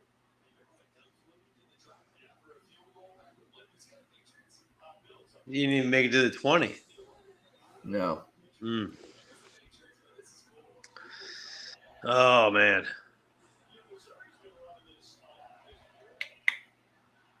I wonder what we do here. If we just run the ball and because South Carolina's got 3 timeouts, so they could easily try to get this ball back. That would be catastrophic. Yeah. Golly, Cutter's 4 of 11 for 80 yards. Which wouldn't be bad if he didn't have 2 turnovers for touchdowns.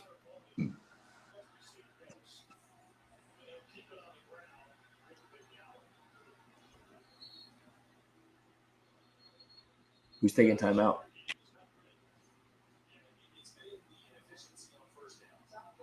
South Carolina. Just like I thought, South Carolina's taking timeouts trying to get this ball back. Yeah, but it's going to be 2nd and 1 or 2. They're going to get a first down. 2nd and 3, yeah. 3? Oh, it looked closer than that. Yeah.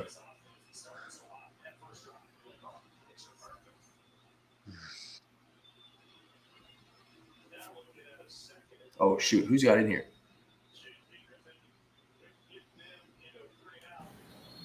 Dude, my bad. I didn't even realize you were there.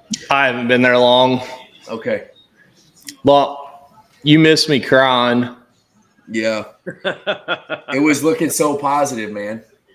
Oh, yeah. No, whenever we were up 10-7, I was like, this looks great.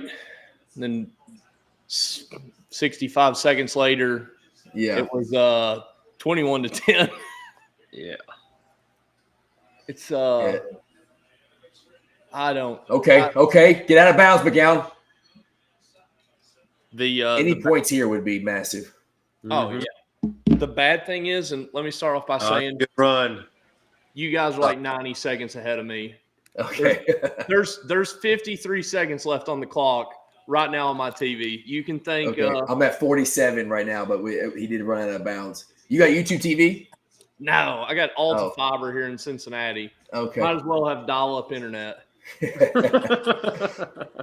We had YouTube TV, and the price kept going up, and we kept losing stuff.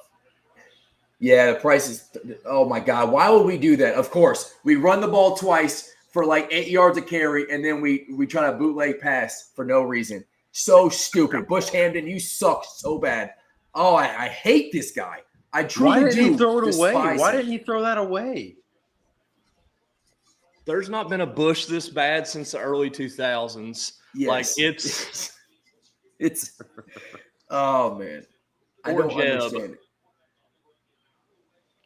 golly. Oh.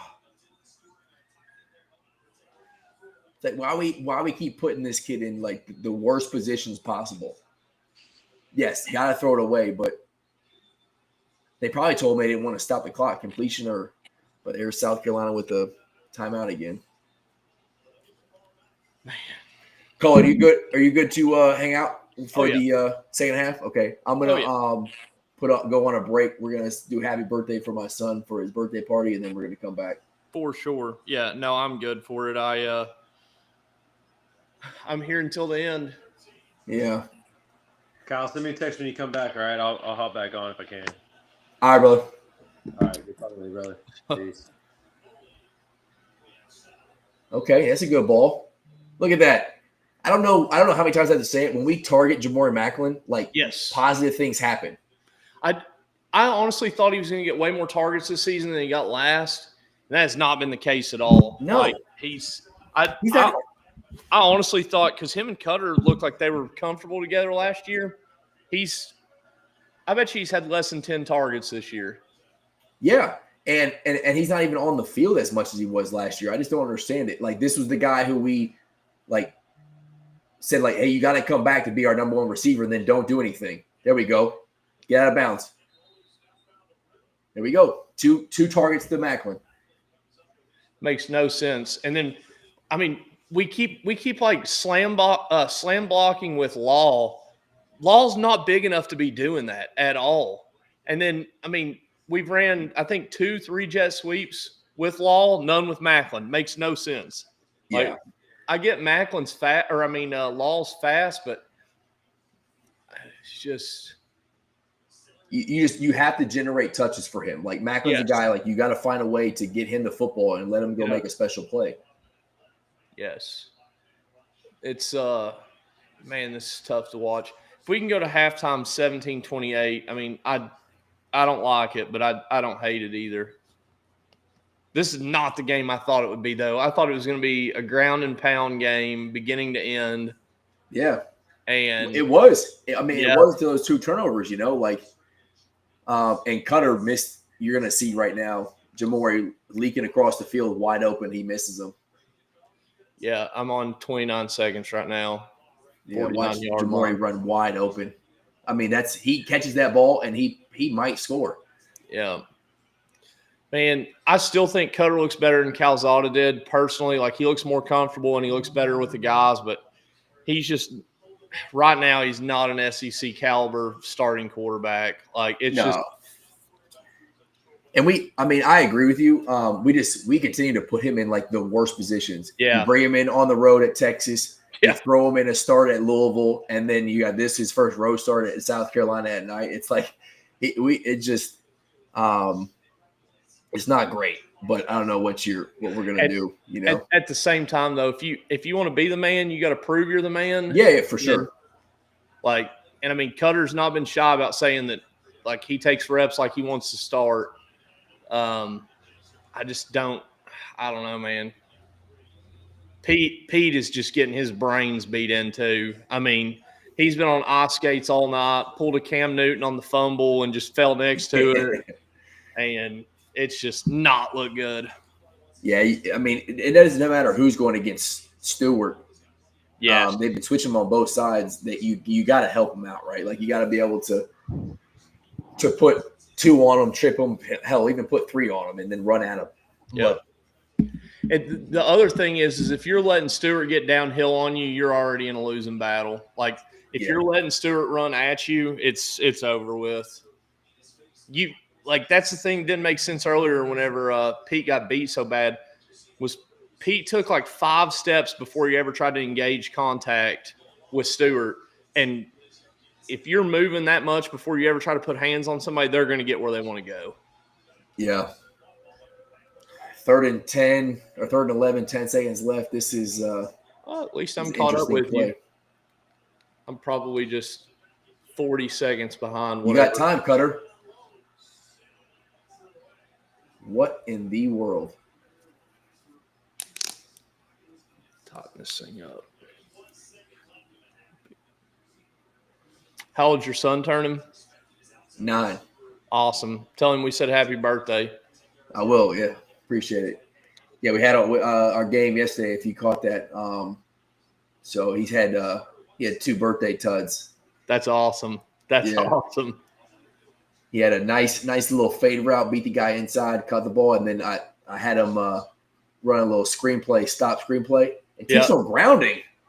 That's a really that's a terrible call.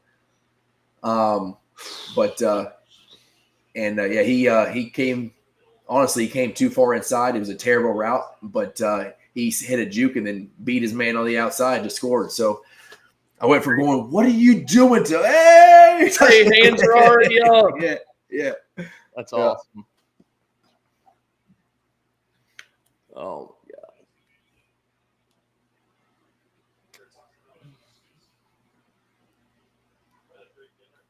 This is not going well. They get the ball at half too, don't they? Yeah. Yep. We've got to come out and make a stop. Like, you've got to get a stop right away, 3 and out, and then you've got to run down the field and score fast. Yeah. If South Carolina scores at halftime, it's we're just hanging out. Maybe find another game to watch. Yeah. See how that Alabama Georgia game pans out. There's been some good games today. Tennessee, Mississippi State was a close one. Ole Miss, LSU was a good one. Yeah, both of those games surprised me. I didn't think Ole Miss was going to have enough to beat LSU, even though they're at home. Yeah. And Mississippi State really hadn't played anybody yet. They looked good, but they hadn't played anybody, and they held their own against Tennessee. Mississippi State needs to be ranked, in my opinion. I Yeah. think you throw them up there like 24, 25, and it'd be justified. Agreed. Oh, so you said you're checking back in beginning of the second half? Yes, sir. I'll I'm going to refresh my cocktail and sing happy birthday and come back out here and pray. I don't know. I was going all white, to rep the home team. It might be time to change up the outfit. I think we might need to go hometown blue and try to get some good juju going. I may go change into like a funeral outfit and just put on all black. Just go all black. Yeah. That's what Stoops is wearing right now. Maybe he knew what was happening. God, I did not think it was going to be like this at all. It just you can maybe recover from one turnover for a touchdown on the road. You ain't doing two. It's I don't know. Why are we calling it that first drive is going to be huge. Yeah. At a half, you mean? Yeah. First drive coming out of the halftime, like you've got to stop them, and then you've got to turn around and score pretty quick. I mean, not because time isn't on your side. I mean, we're only down 18, but to me, it's a momentum thing. Like if you agreed, if you can't show that you've got gas left in the tank or that there's some tricks still, God, he's getting killed. I mean, he still looks way better than Calzada ever looked. And something I was texting some of my buddies earlier, the offense looks way more competent and confident under Boley.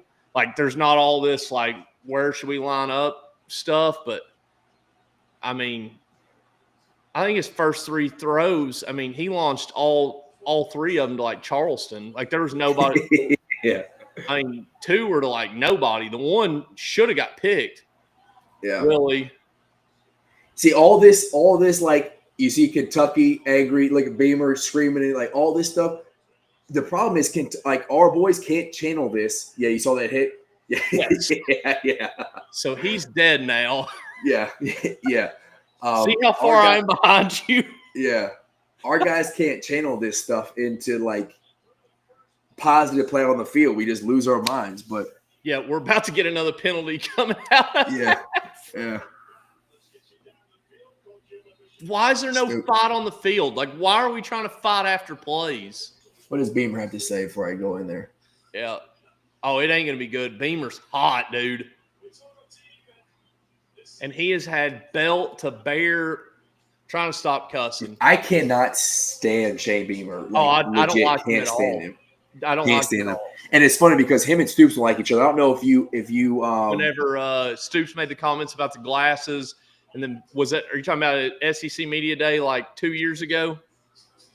Well, then and during I think it was the Netflix doc. I'm not seeing it. Yeah, so he had a shirt and it said "culture over climate," I think, or maybe it was the other way around. But it was one of them was in garnet and the other one was in blue. Like there was a clear shot between. It was. They don't like each other at all. The SEC text thread that Ole Miss or like Lane Kiffin and Stoops and Kirby are all in. I guarantee Beamer ain't in that one because Stoops wouldn't be about it. But you know what? Beamer has had his number last 4 years. So what are you gonna do? I need him to go to Virginia Tech like I need air. Like I've been saying it for like a week now. I need them to throw an absolute bag at him. Yeah. That'll be interesting. That will be interesting for sure. But and then where does old Marky go? That's the next question. LSU. I don't care where he goes. I'll catch you in the second half. Yep. I'll see it. See you, bud.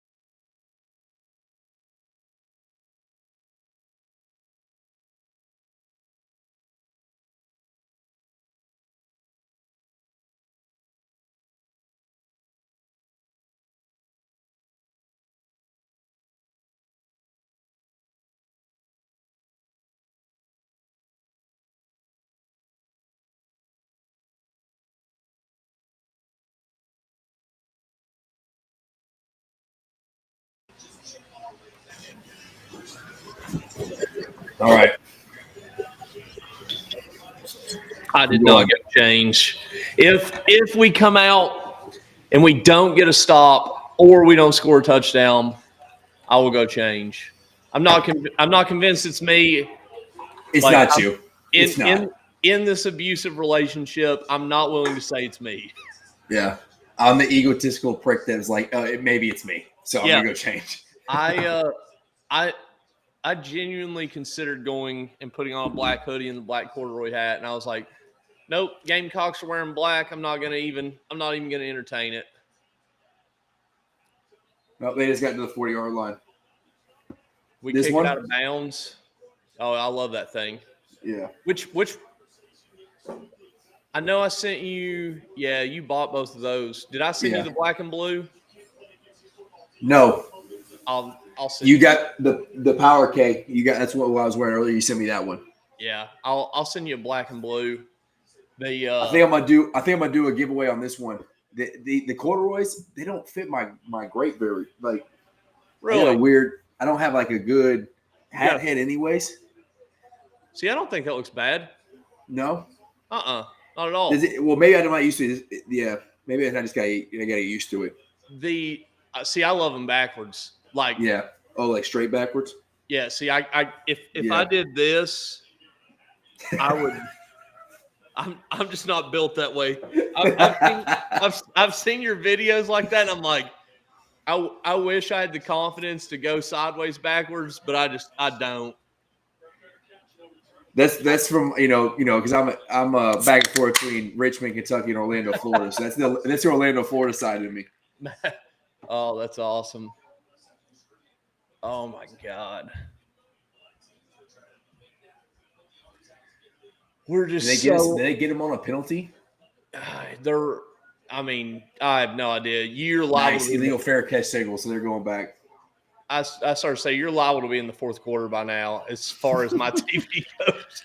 Dude, Paul had me on a watch along. I think it was the Duke basketball game. The game was over with, and there was still like 40 seconds on my TV. Paul was like, "We won, and I was like, "We're down 3."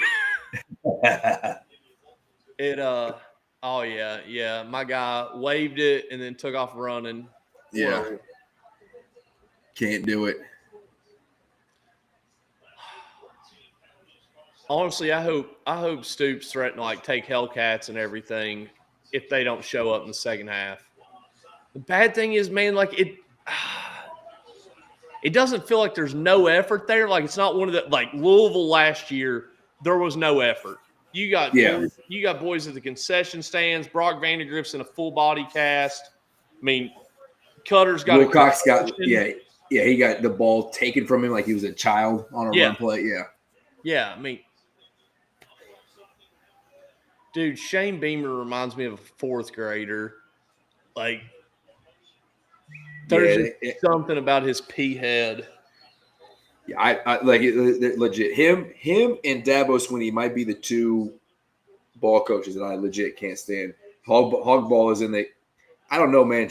Pittman and Stoops are battling for worst. Worst coaches. Oh my God. The other thing, and maybe it's just me being a hat guy, is Beamer the only coach that doesn't wear a hat on the sideline? Like head coach? Brian Kelly doesn't. Never mind. No, yeah. They both are losers. And we love the and Kirby's still rocking the visor. I love that, dude. I'd been exploring very deep the legality of making a visor that just said Cox on it, like in cursive, dude. I had an Under Armour visor that was so sick, and it's probably been 12. Oh, no. Man, I think I was still in college when I had that visor. But yeah, Cox is actually trademarked by South Carolina.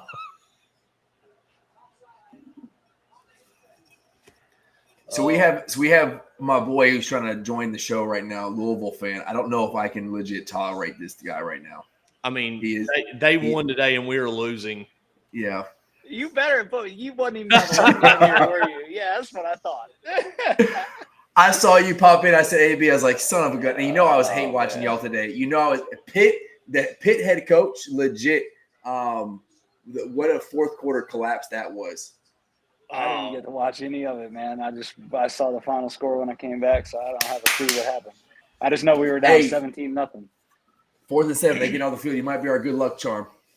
Oh, yeah? Coming on here, hate watching. Hey, look. And what's that on your – We're off sides on my TV. We're I still don't know what this is, man. This is some Navy Gateway Inn and Suites decorations right here. Yeah. I was talking about what's on your face. What's on your face?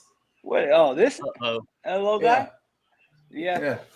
That's been there forever. I won't say nothing because I got my limo beard going on right now. You can't really see it because I got a baby face still. But oh man, yeah. Unfortunately, they don't got SEC Network on here, so I can't tell what's going on. But I just wanted to hop on and say what's up. Nothing good. What's up? Yeah, it started off so good. God, the first 2 drives were beautiful. Yes. And then it got so bad.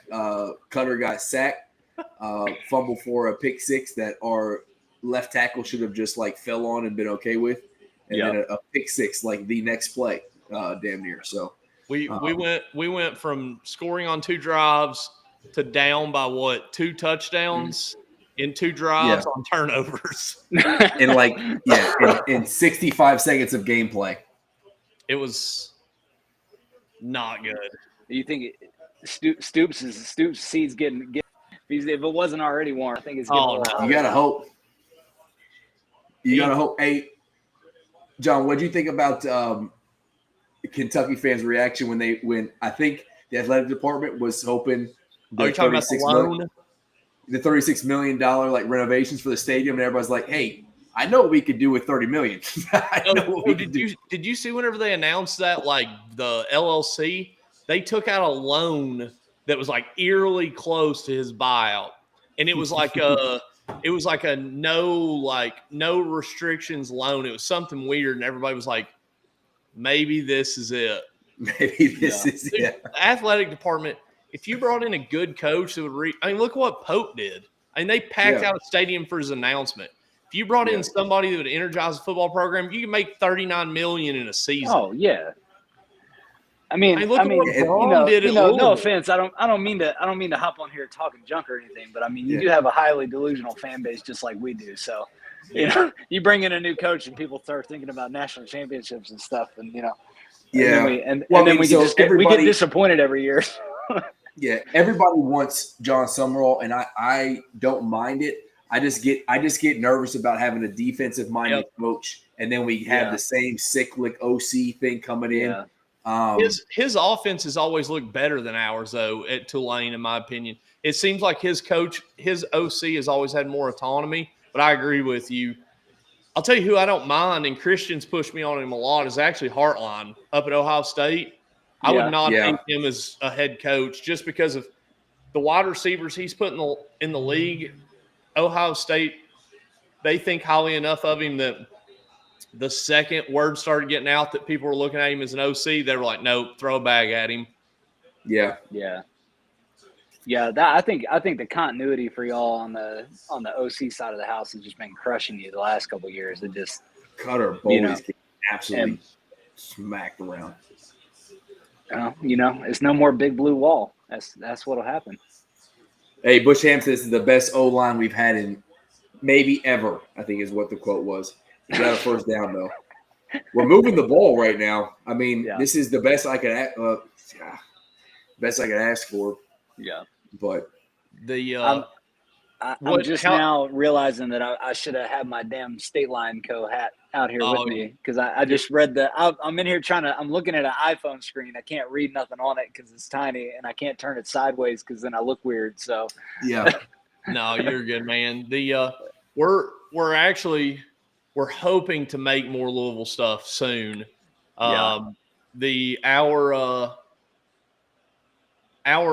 We've got several NIL athletes, but Cooper has had a unbelievable summer in golf, and he's a U of L golfer. Yeah. And he was like, I really need some Louisville hats from you guys. And we were like, listen, dude, say less. Yeah. Man.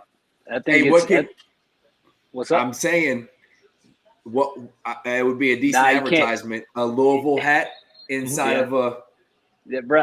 inside of It would. Hey, we can't put the bad juju on it, man. I can't let the cat out. I got. No, I'm not saying what I we're got too doing. long I'm not saying left. what we're doing. I'm not saying what we're doing. I'm just saying like a Louisville hat inside of a aircraft would be pretty sweet. Yeah, I have to. Next time y'all taking selfies inside of a plane. We do. I mean, we do squadron photos about every year. So next time I'll throw one on there. Hop in. Yeah. I started to say that'd probably get you kicked out of the military, wouldn't it? Oh man, it's whatever. Nah. They can't. They can try to get rid of me. They keep trying. I keep hanging around. So. Listen, not. Oh my goodness, what are we doing? Thank both of you guys for your all service. I appreciate it, brother. It's been I don't know how long both of you guys have been in, but it's been a 12 years. 12 years. 13, yeah. It's been a long couple years for you guys with everything, and I don't know, nothing but respect for you guys. I appreciate that, man. Thank you. Yeah, I appreciate that. Yeah, we enjoy the self abuse. I think. Yeah, we're. Plus, yeah, at this point, you got to ride it out to 20. There's for sure. No makes sense to get out now. We don't have an option anymore. We're pot committed at this point. Did you see that play that we ran for almost an interception? Yes, I did. the reverse back to Cutter for. Yes. Oh my goodness. Dude, you got to be going downfield. Like you've got to have a guy down the field for something like that. There's not many people know this. I actually went and took my ASFAB in Knoxville and was going to join. I wanted to go into the Navy. Like was dead set that I was going to be a Navy guy. Found out I was colorblind, and they were like, "So you actually qualify to clean the deck, and if you'd like, you can cook." And I was like, "Cook?" It's like, I don't even cook at home. They're like, "Well, we'll teach you, buddy." I was like, oh, man. Nah, I'm good. Yeah, my JP, my brother, he I forget when it was. I think it was like his junior year of high school. He went to go get a vision exam, and they popped up in that little book with the little dots on it. Ishihara color test. Yeah, and he was like, "Hey, all right, tell me what numbers you see." And he's like, "Are you fucking with me right now? It's just dots." Like, what do you mean? He's like, "Okay, that's not good. What about on this page?" He's like, "All right, I think this is a joke now. This is just dots everywhere." So yeah, he's highly colorblind too. Sadie quit. They opened the book. It was the first time I'd ever seen it, and like I was in electrical engineering school, and like I had been pulling wires as an electrician for forever. Could not count how many boxes I'd fired up with like. You should have been an EOD guy. That's what you should have done. Well, so what happened was, I was in engineering school, and I was like, man, like this just isn't doing it for me. And at the time, I was like, I don't know, severely patriotic. I don't know what got into me all of a sudden, but I was like, I'm going to join the Navy. And went and took the ASFAB, scored like crazy high. They were like, you can do anything you want in the Navy. Yeah. And then they were like, well, actually, you can't. Turns out you can cook or clean. And and then the bad part was whenever I got out of school, I went to work for a railroad company, and they also had the book, and I wasn't smart enough to figure out that you needed to cheat to pass it if you couldn't see it naturally. Yeah.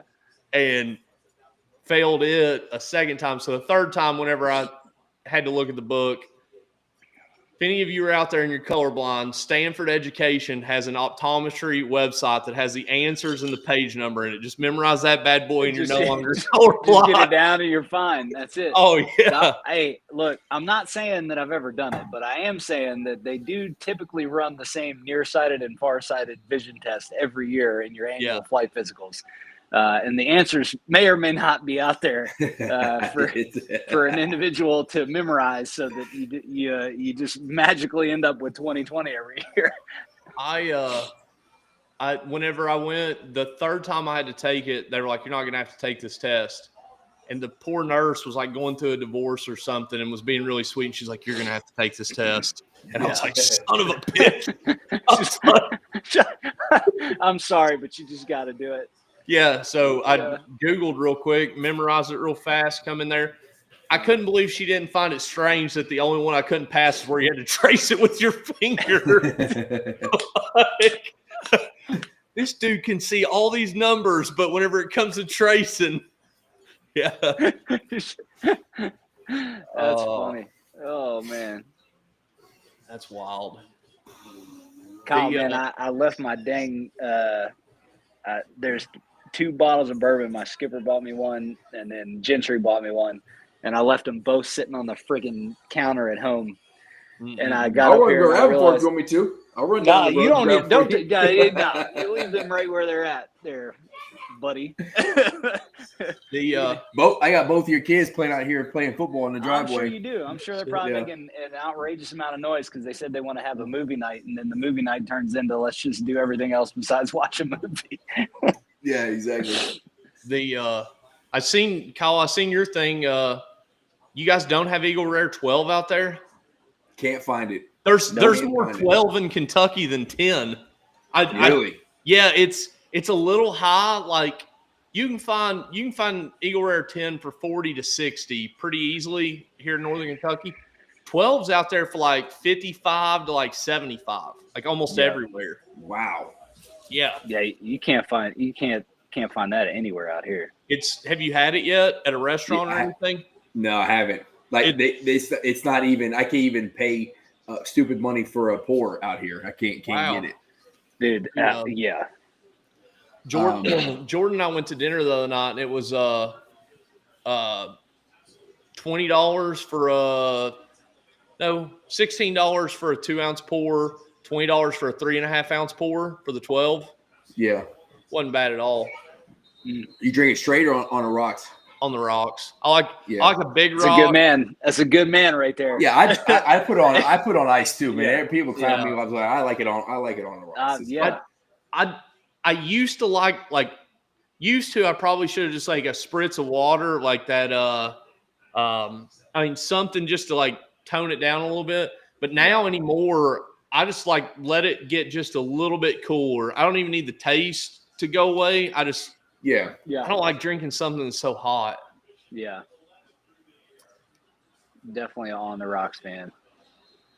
God, we were making Lenora Sellers look like he actually could play quarterback, man. Yeah. Oh, come on now. He's actually a decent quarterback. Don't start doing that. I thought so too. He looked like have you seen Vandy in Missouri play against? He sucked. Well, yeah, I was gonna say, don't get me wrong. He's had some absolute like stinkers of games this year, but his line this year is mediocre, and he absolutely got his brain shook around in one of the games. I think it was Missouri, or no, it was Vandy, and then the Missouri game. What is going on? There's actually a guy that commented on one of your things earlier, Kyle, Bryant Fowler. I went to high school with that kid. Unbelievable football player. Yeah. We used to call him BT. I don't know where he's at or what he's doing now, but I just thought that was weird. I was looking at the comments on the side. Out here on this stuff? Yep, it's Bryant Fowler at the top. Oh, I see him, yeah. Will Stein. I see what you're talking about. Yeah, I keep hearing the Will Stein name, but I'd almost rather kill the football program and just go strictly back. No, I'm just kidding. just get rid of it. I'm not willing to death penalty it yet, but I said something in one of the group chats earlier. I would rather win it. I would rather be like a Louisville basketball fan and win a national championship and have to give it back, but you could never take those feelings away from me. Yes. Than to keep living through what we lived through in football. You can't look, brother. You can't unplay the game. No, shit happen.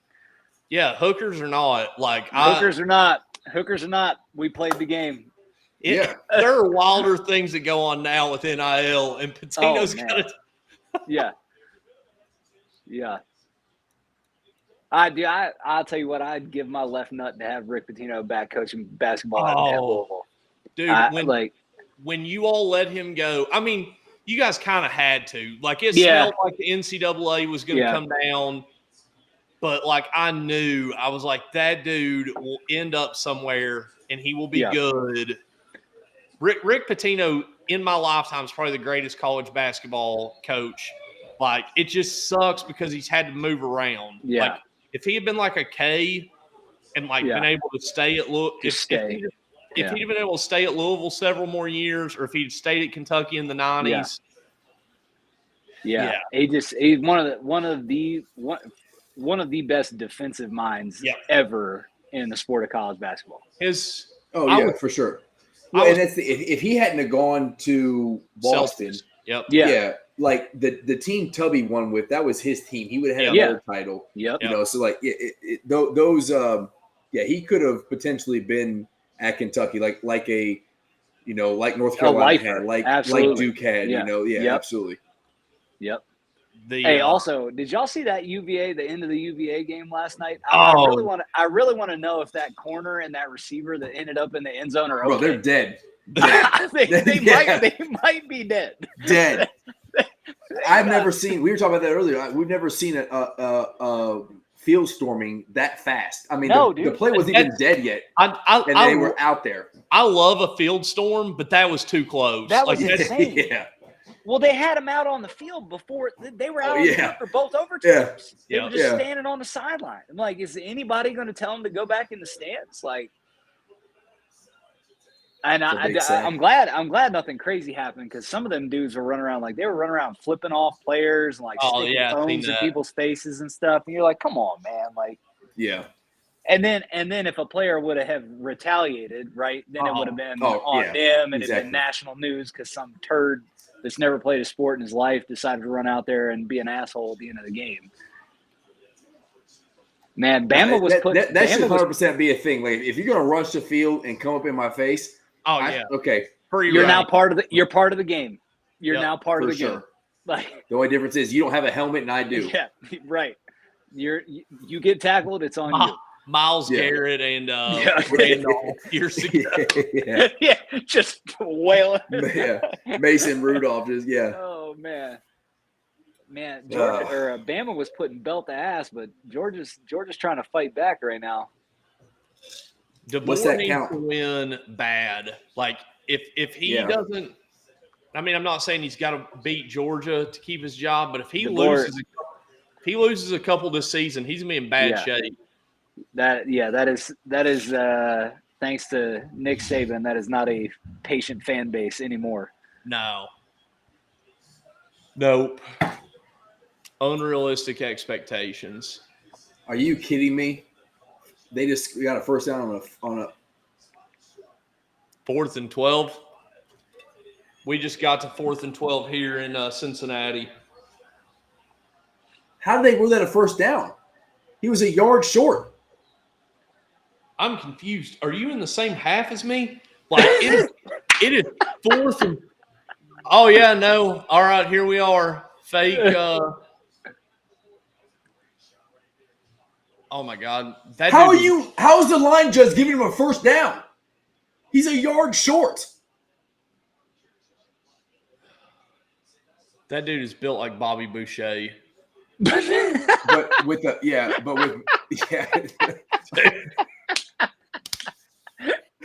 But not from the bayou. Like, Mama says alligators are so angry because they got all their teeth and no toothbrush. Oh, Gatorade sucks. Oh, yeah, no, that ball is a yard short. He's way short. His body is over the line, but the ball. There's no way that's a first down. Please, God, tell me they're at least going to look at this one. There was something earlier in review they didn't even look at it, and I was like, what are we doing? It was the cutter fumble. Like, they didn't even review it. Yeah, they didn't review it. I think the ball was loose, but the shin was definitely close to being down. His butt was down, and he was still holding the ball, but it looked like it had been moving around the whole time as he was going down. Dude, Dan Lanning might be the new Dabo Swinney. He is that annoying. I'm watching Oregon's coach. Yeah, I do. Really, I like Lanning. How's that game looking? Penn State, Oregon. They what's the just score? Oregon just scored. They're up 17-3 right now. It's like 10 minutes left in the Wow. fourth. It was Go 3-3 figure. going in a half. But they just scored a rushing touchdown, and they showed a clip of Dan Lanning, and he's on the sideline going, he's like, that's fucking game. That's game. Let's go. I'm like, all right, brother. Crazy. Yeah. I do not even want to be a part of our show next week. Because Tennessee Yeah, won and so did Louisville. Tennessee pulled one out, man. That was That was tight. no. So this guy's out here doing God's workout, where he's at, and he's busy as hell. So now we have T, and then another Tennessee fan, Hammer, that comes on. Oh yeah, Hammer. Yeah. So I'm just gonna get absolutely just.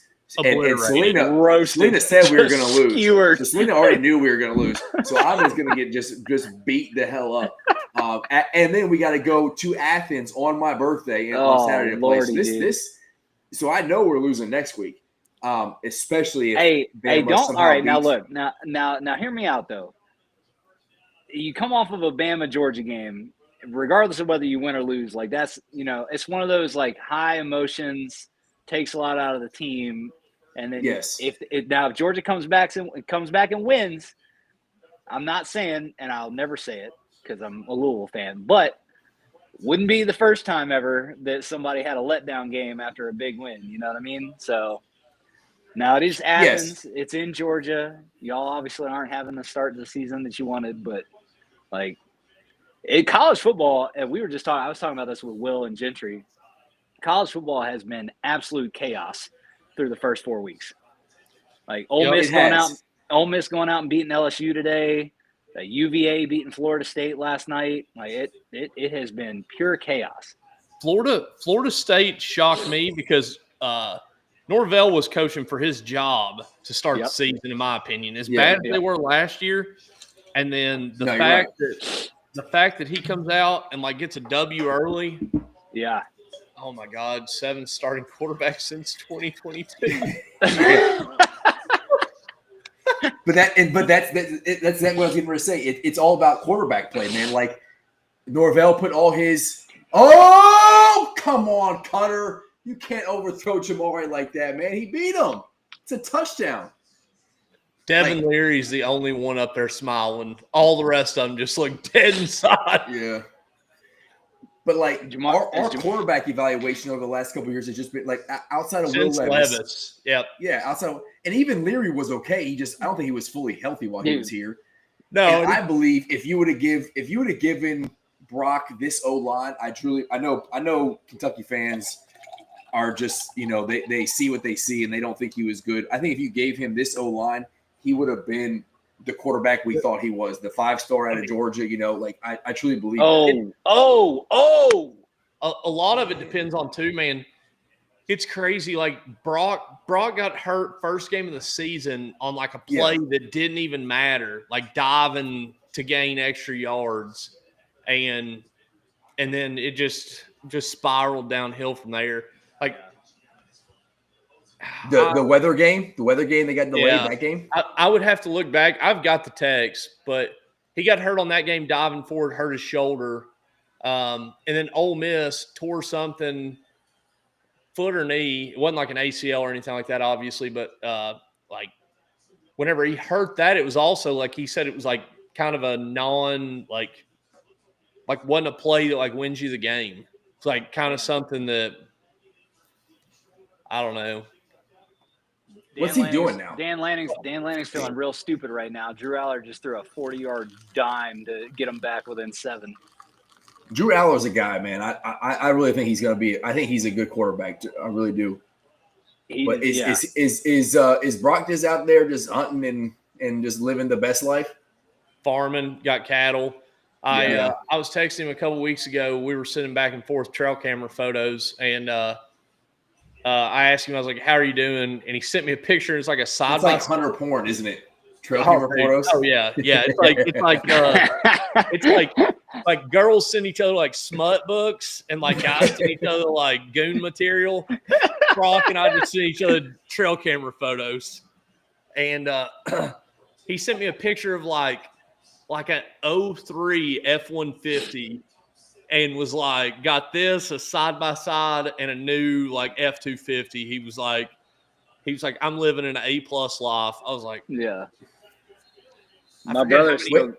I forget Wait how till many you see this play we just ran on 3rd and 5. Wait till you see it.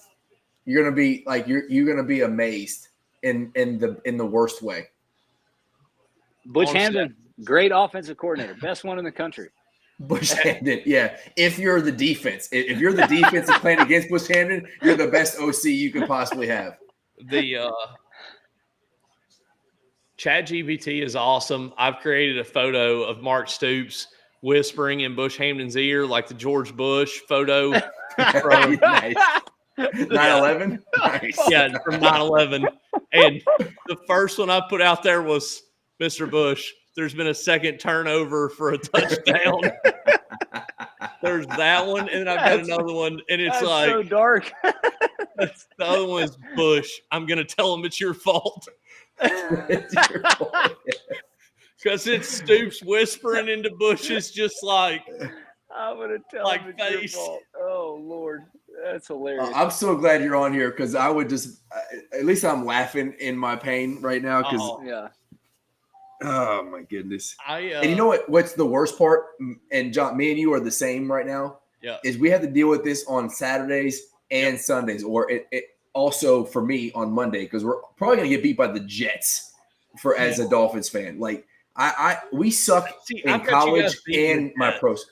I've got you I don't guys know, man. beating the Jets. Tua and McDaniel, like Oh yeah. Mike McDaniel might be worse than Bush Hamden just because like he thinks he's so good. Like I think Bush Hamden knows he sucks in the back of his mind. Mike McDaniel truly thinks he's good at what he does. Yes, I mean, he truly does.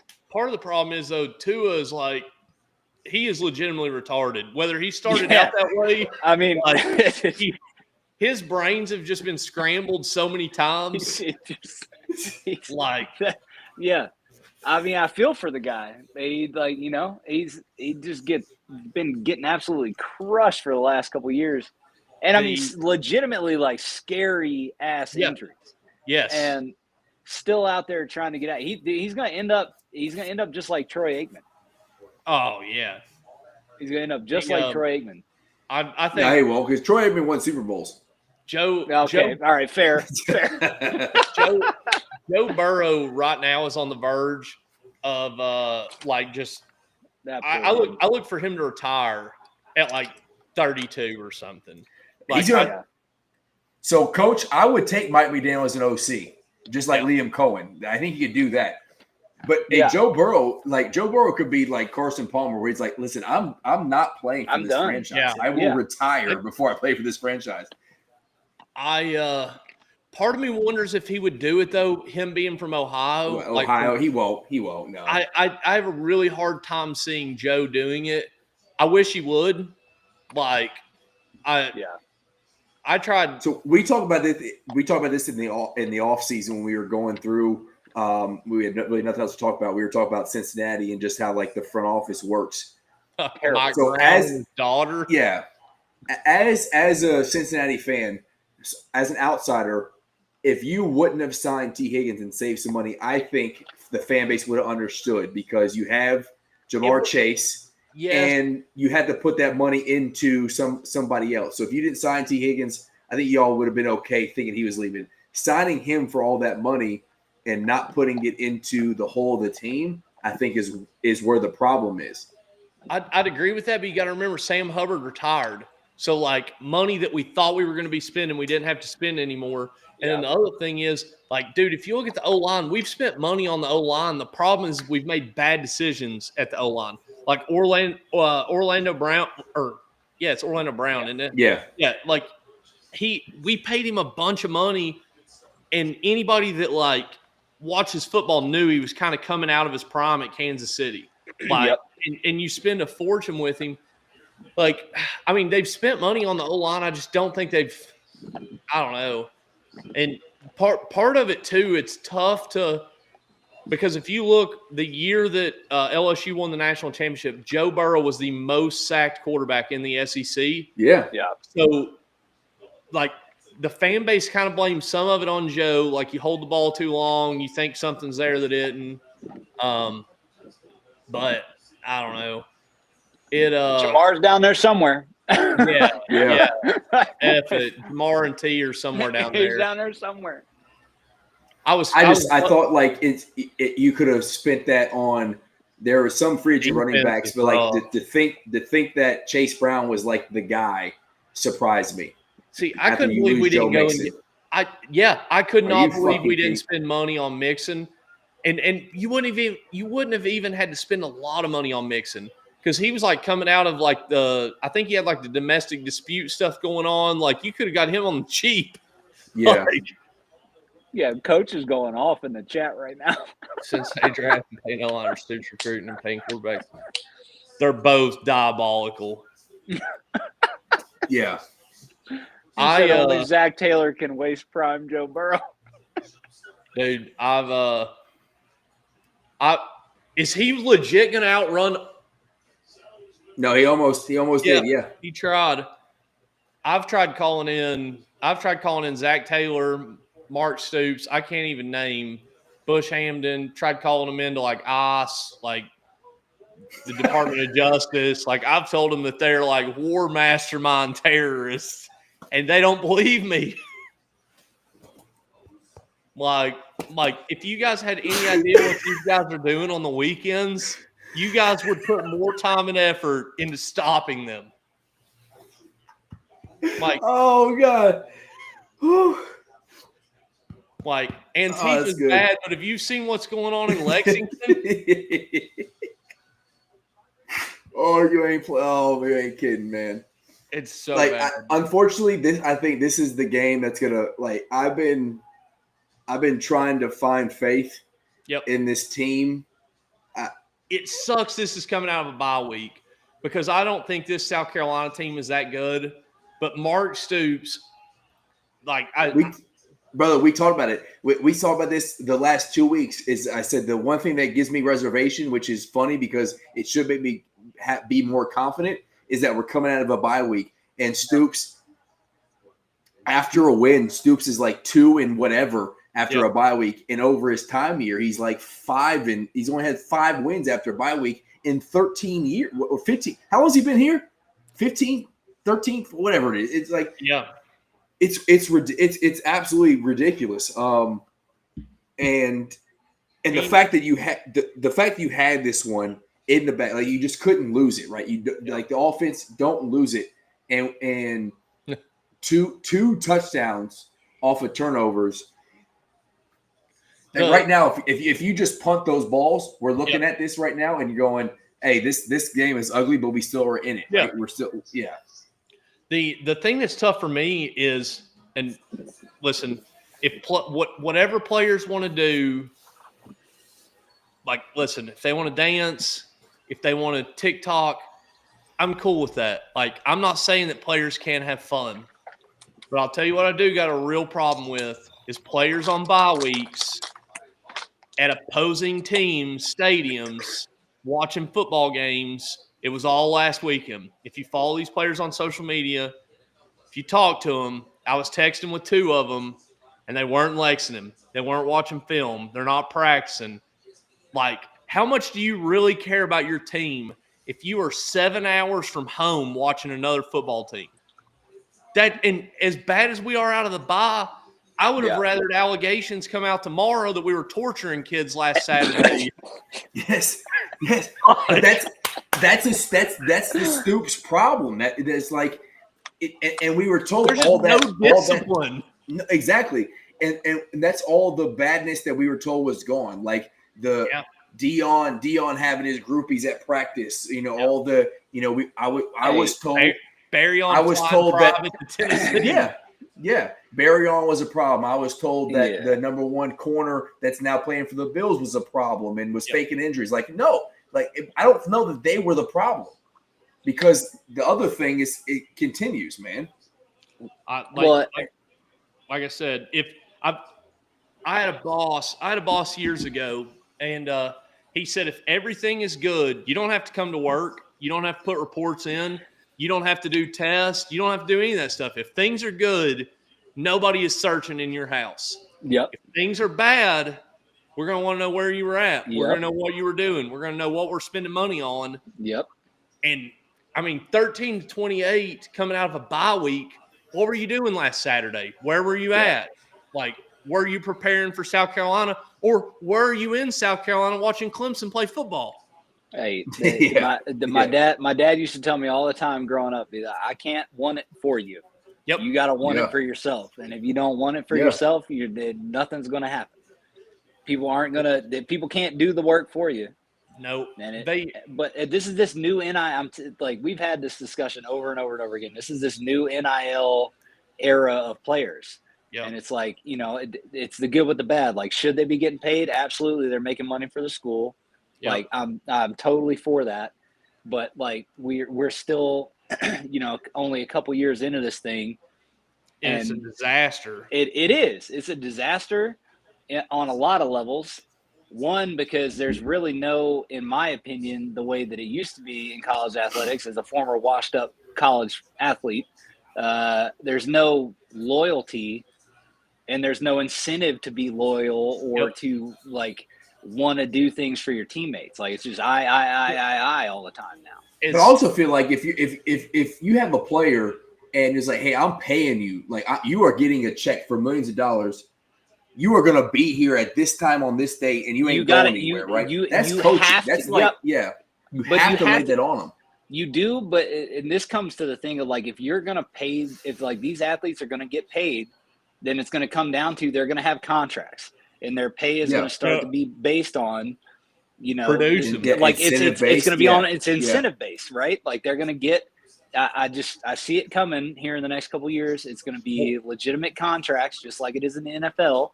And you're going to get some money up front, and then everything else is going to be based off of your performance.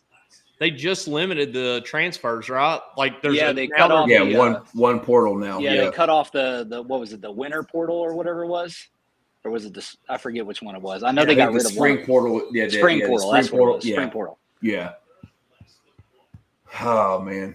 Our defense just doesn't care, and it's so tough to blame the defense because for years now, this defense has shown up. Yep. And the offense is just one side of the ball gets off the bus. The other side, I don't even know if they leave Lexington.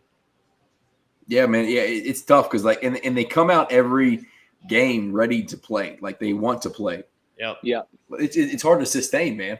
Yeah, you can't win games if you're not going to score points. To the same point as if the offense is out there throwing up 40 points a game and your defense can't stop anything. 28-13. The defense is only giving up 14 points through 4 quarters. Yep. Really, this should be a 1-point game right now. Yeah. And right now we're looking at it and go, even if they get a field goal, it's so far out of touch that I hate to say this, but 12 and a half minutes left in the game, it's over. The offense has a we need a miracle. Yeah, we need a defensive we need them to give the ball up like we gave the ball up. I need Ty Bryant to take it to the house, and I'm not going to put all that on a 20-year-old kid. Yeah. How's Cutter been looking though, outside of getting strip sacked? He ain't ready for the moment right now, man. Look young. Yeah. Look, and he's playing against one of the better true sophomore. Yeah. No, I thought he was a redshirt freshman, so now he's because he only played 4 games last year. Pretty sure he redshirted. Yeah. Okay. Yeah, but it's true. Actual sophomore year. Yeah. Second year. Yeah. Okay. Yes. Second year. Yeah. Yeah. Okay.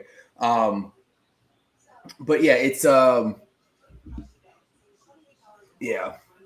Again, this should have been when Cutter on both throws, the one that went for a fumble for a pick for a touchdown and the pick 6, we were averaging 4.2 yards a carry, and that was with Cutter's 11-yard sack that counted against us. So we were really averaging 8 yards a carry. So on 3rd and 2, we throw the ball, and then right after that, on a 2nd down, we throw the ball. So it's just in a game where we should have been death by 1,000 cuts and just absolutely just hand the ball off. And if you get stopped, you punt it, whatever. Cutter should have had 20 throws in the game, not 20 throws and a half. That sound. You know who that sounds like is John Harbaugh coaching an NFL game. That's what it sounds like right there. Yeah. I mean, now granted, Derrick Henry can't hold on to the daggone ball this year. Yeah. But you know. Yeah, Derrick Henry got a hold on the ball in the fourth quarter, but. So sounds like John Harbaugh coaching a playoff game. You know, you got the best run offense in the NFL. What are we going to do? We're going to go out and throw it 40 times. It is third and like a real short one. I can't imagine. We got to sit in the house, man. Just try to get him to go backwards. Nope. And instead, golly, man. What are you jumping around about, man? Hey, he got the first down. How you not sell out on that run? I don't understand. Dang, I don't understand this at all right here. Georgia had the ball 4th and 3 on about the 19. Could have kicked a field goal to tie the game, and they go for it instead and got stuffed. That's interesting. Lindsay in there watching the game. And I got Papa Mimi here too. I got the in-laws here too. Oh man, so all right, yeah. It's a good thing you're in the garage right now. It's probably some stuff being thrown around in the house. Yeah, they're definitely not happy in there if that was the case. Oh my goodness, and they just gave up a 3rd and 8 too. They had them pinned back. Oh no. How much time left? I'm about to pull this up. It's still plenty of time left. 12:30 left in the 4th. Bama just got a first down on like the 22, on their own 22. But they had them pinned back 3rd and 8. Just let them get an easy little. Well, I see what you're saying. So it was 20. Wow. So they could have tied tie the game. Wow. Yeah, they could have tied the game up, and they went for it instead and got the line just got blown up. D tackle blew up the run play.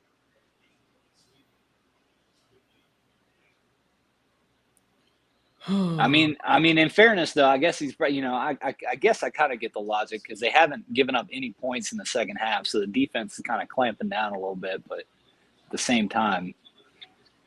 But yeah, take the tie game. If that's the case, you take the tie again, game, get the ball back. Again, yeah. that's John Harbaugh football standard right there. We could take the points, or we could get stuffed on 4th down. We'll get stuffed on 4th down. That's fine. 1st and goal at the 1 yard line. They're going to tush push. And easy handoff for a touchdown. They just buried us. Here in Cincinnati, we're still replaying the injury. This guy's actually limping off the field still. Yeah. Oh. Don't tell me what happens at the end of Titanic. Hey, if you can get on DraftKings right now, you should bet on South Carolina touchdown because I'm just spoiler alert. Jack lives at the end. You'll be fine. There's enough room for him on the. There's enough room for him on the door, dude. Yeah. Actually, he just chucks Rose off. He decides she's not worth it anymore. If he was smart, he would have. Just zero self-preservation. Oh yeah. Yeah. Here we've got this lady documentary style just telling us about how Jack sucked at swimming. He swims like a damn rock, this guy. He's like a cinder block. Oh man. Yo, that call is going to be the game changing play, man. Alabama's moving it now. Yeah, Simpson is dicing them up right now. Simpson's looked a lot better since the first game. Yeah. He just had he had a nice little 20-yarder just now to get him the first down. Threaded the seam right over top of the linebacker. Oh boy. How old is this Brown the second for South Carolina? If this kid is a day younger than 36, after like now 36 is a good age. I'm 34, but I'm convinced this dude has done HGH for at least 34 years of his 36 years of life. I'm also 34 for one more week. Still I'm Still got at scared. least 2 I'm years scared to eligibility. death that he's really like 18. Hey, they build them different, man. I'm telling you. Dude, this number 44 with his jersey tucked in, that's only place special That's teams who really I'm started to talking piss about. me off. He's Dude. really starting to piss me off, dude. He is a monstrosity of a human. Yes.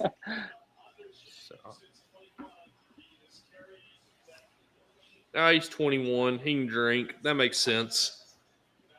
But he's not, clearly, because I know what happens when you do drink. You look I like was about to say. yeah. Yeah. Hey, it will add some weight. Just not necessarily the kind you want. I mean, Yeah. look at this dude. That's a man. Yes. Yeah. Oh boy, we're down to 3 minutes left in this Penn State game. 4th down. Penn State's got the ball. Hey, Bush, just so you know, we're down 3 scores. Now's not the time to keep running the football. So if you actually want to throw the football, that it's now, not in the first half when we were doing it before. God, He's gonna run this dude, man. He's gonna run it. He just did. He just did. Did he? For a Oh, 5-yard shit. loss. For a 5-yard loss. Because that's what we should be doing. Doggo Cutter Doggo bowling, doesn't fumble care the ball. Doggo doesn't care how the game's going. Just needs Dude, pets. I was just about to say, I wish I could be a dog. Like, Yeah. Win or lose, you're still getting noggin scratches and you Yep. probably still get treats. Yep. Life's good. Yeah, she's like. Speaking of which, since I'm married into a Bulldog family, should I just fully transfer over, maybe? But, hey, look, you were an FSU fan about 2 years ago, so you know. It was the same thing. Mom went to FSU, uncle went to FSU. Yeah, but mom I did- wait, hold on. Mom's an FSU fan now. I thought she was USF still, or I'm confused. No, I can't no, keep she track. moved it. No, I don't even want to talk about this. She moved to Tennessee and became a Tennessee fan. I Oh, was that's like, right. "You are the That's worst." right. I knew it was something. Like, legit. I knew it was something. Yeah, she's has like legit like Tennessee smoky stuff in her house. I'm like, I feel like I'm adopted. I know, what do you do? Yeah. Dude, I don't even know you anymore. Yeah. Oh, good. 4th and 7. We're punting the ball. Smart. See, I figured we would run it. That's the scenario where I see Bush being like, they'll never see this coming. Dude, Drew Aller is a Yeah. dog. Oh my goodness. I'm at the point now where I know this says Kentucky, South Carolina watch along. I think I might just switch the game over because I Listen, want to see you good football. You tell me where to go. I hope that Penn State gets this touchdown and then Oregon loses in overtime so I can watch replays on sports. How much time left? How much time left There's on that two. one? It's 2:12 right now. Clock's running. They just converted 4th and 1. They're on the 19. I'm telling you right now, this is going to be epic Sports Center material with Dan Lanning talk about this game's over if they score this touchdown right here. Our punter is like world class. I got to tell you right now, punter. We are the Iowa of the SEC, man. I'm talking about how good our punter is. Golly, this dude's got he's got the boom cannon, absolute cannon. He is the Pat McAfee of the SEC. You love to see Dude, it. coach is just getting. I know you're ignoring him right now, but he is. No, he's right. He's right. I don't want to. I'm gonna have to deal with his tail on Thursday, man. And I guarantee he's gonna get on live at 5 on Monday. He's gonna call me out. First of all, T's and P's to the Evans family. I know they are hit with a sickness right now. That's why he's not on with us. So shout out. But I know he's gonna miraculously get healthy on like sometime Tuesday or Wednesday, and I'm definitely gonna have a clip saying, "Rando, we told you so." Yeah. Yeah. Hey, that 9-3 is not looking so great right now, my friend. It's really not. No, it's not. It's not. Got That being said, I do still think we can beat Florida's trash team because their offense sucked. Hey, but Napier might be on the way out if they can't turn this thing around. Yeah, he should be on the way out. Napier's gone. But if Napier's gone, Stoops better be. I mean, I don't know. We won't do it, dude. Yeah, that's the problem. I wish we would, but we will not do it. They just won't pull the trigger. No. I said it the other night. I would like to think that John Calipari knew that it was important to his legacy that if he left, that there would be a day that he could come back to Lexington. Stoops is on the verge of not ever being welcome back. Not being welcome back, yeah. Yeah. Yeah. And it sucks because, Yes. he overstayed his welcome, man. Like, he should have taken the West Virginia job. Like, all the rumors that happened last year, he should have just taken it, man. Yep. Or been in the advisor role and have some money on the side long term. Yeah, his ego and all that money he's got in RD1, you know, the Burberry company, it's keeping him in Lexington when he's overstayed his welcome. This is, and I said this over the summer. He put his career in Zach Calzada's hands, right? Like this was the guy he picked, or Bush Hamden, depends. Either way, both, right? Both, both, and clearly both of them ain't it. So but here's what frustrates me is there's people out there on Twitter who will tell me, stop talking about firing Mark Stoops. It won't happen. It can't happen. No, they said they can't. It can happen. We're choosing for it not to happen. It 1,000% It can happen. It can happen. What? Nobody is safe in college football. Like what? I mean, it absolutely can happen. And y'all, it's not like the school doesn't have the money to buy out the daggone contract. Like, so raise tuition. They're going to raise it anyway. Yeah. Like, not tuition. We got to pay extra for tickets. After this game, the Tennessee, Texas game, Florida game, all those games are still going to be stupid expensive. Oh yeah. We're tailgating for the Texas game, and we're not buying tickets into the game. We're literally we've promised too many people we'd have a tailgate. We're supposed to do something with Blue Chips Media Group, so we're going to have a tailgate, but we're literally going right back to the house to watch it at the house. When is that game? Like 22nd, I think, of October. First down. 58 seconds left. Ball on the 7. First October 18th. October 18th. Yep. I didn't look at the schedule. We planned on coming to the Florida game, but the dang football Super Bowl here that we're doing is like that same weekend. So Hey, I heard about your adventures yesterday with the old cutoff sleeves. Oh, dude. I'm sad. I told Tyler, I was like, man, I'm really sad. Oh, touchdown, Penn State. Have you guys seen the memes from this week from the Penn State where it says wide out and they've changed it to Watts only?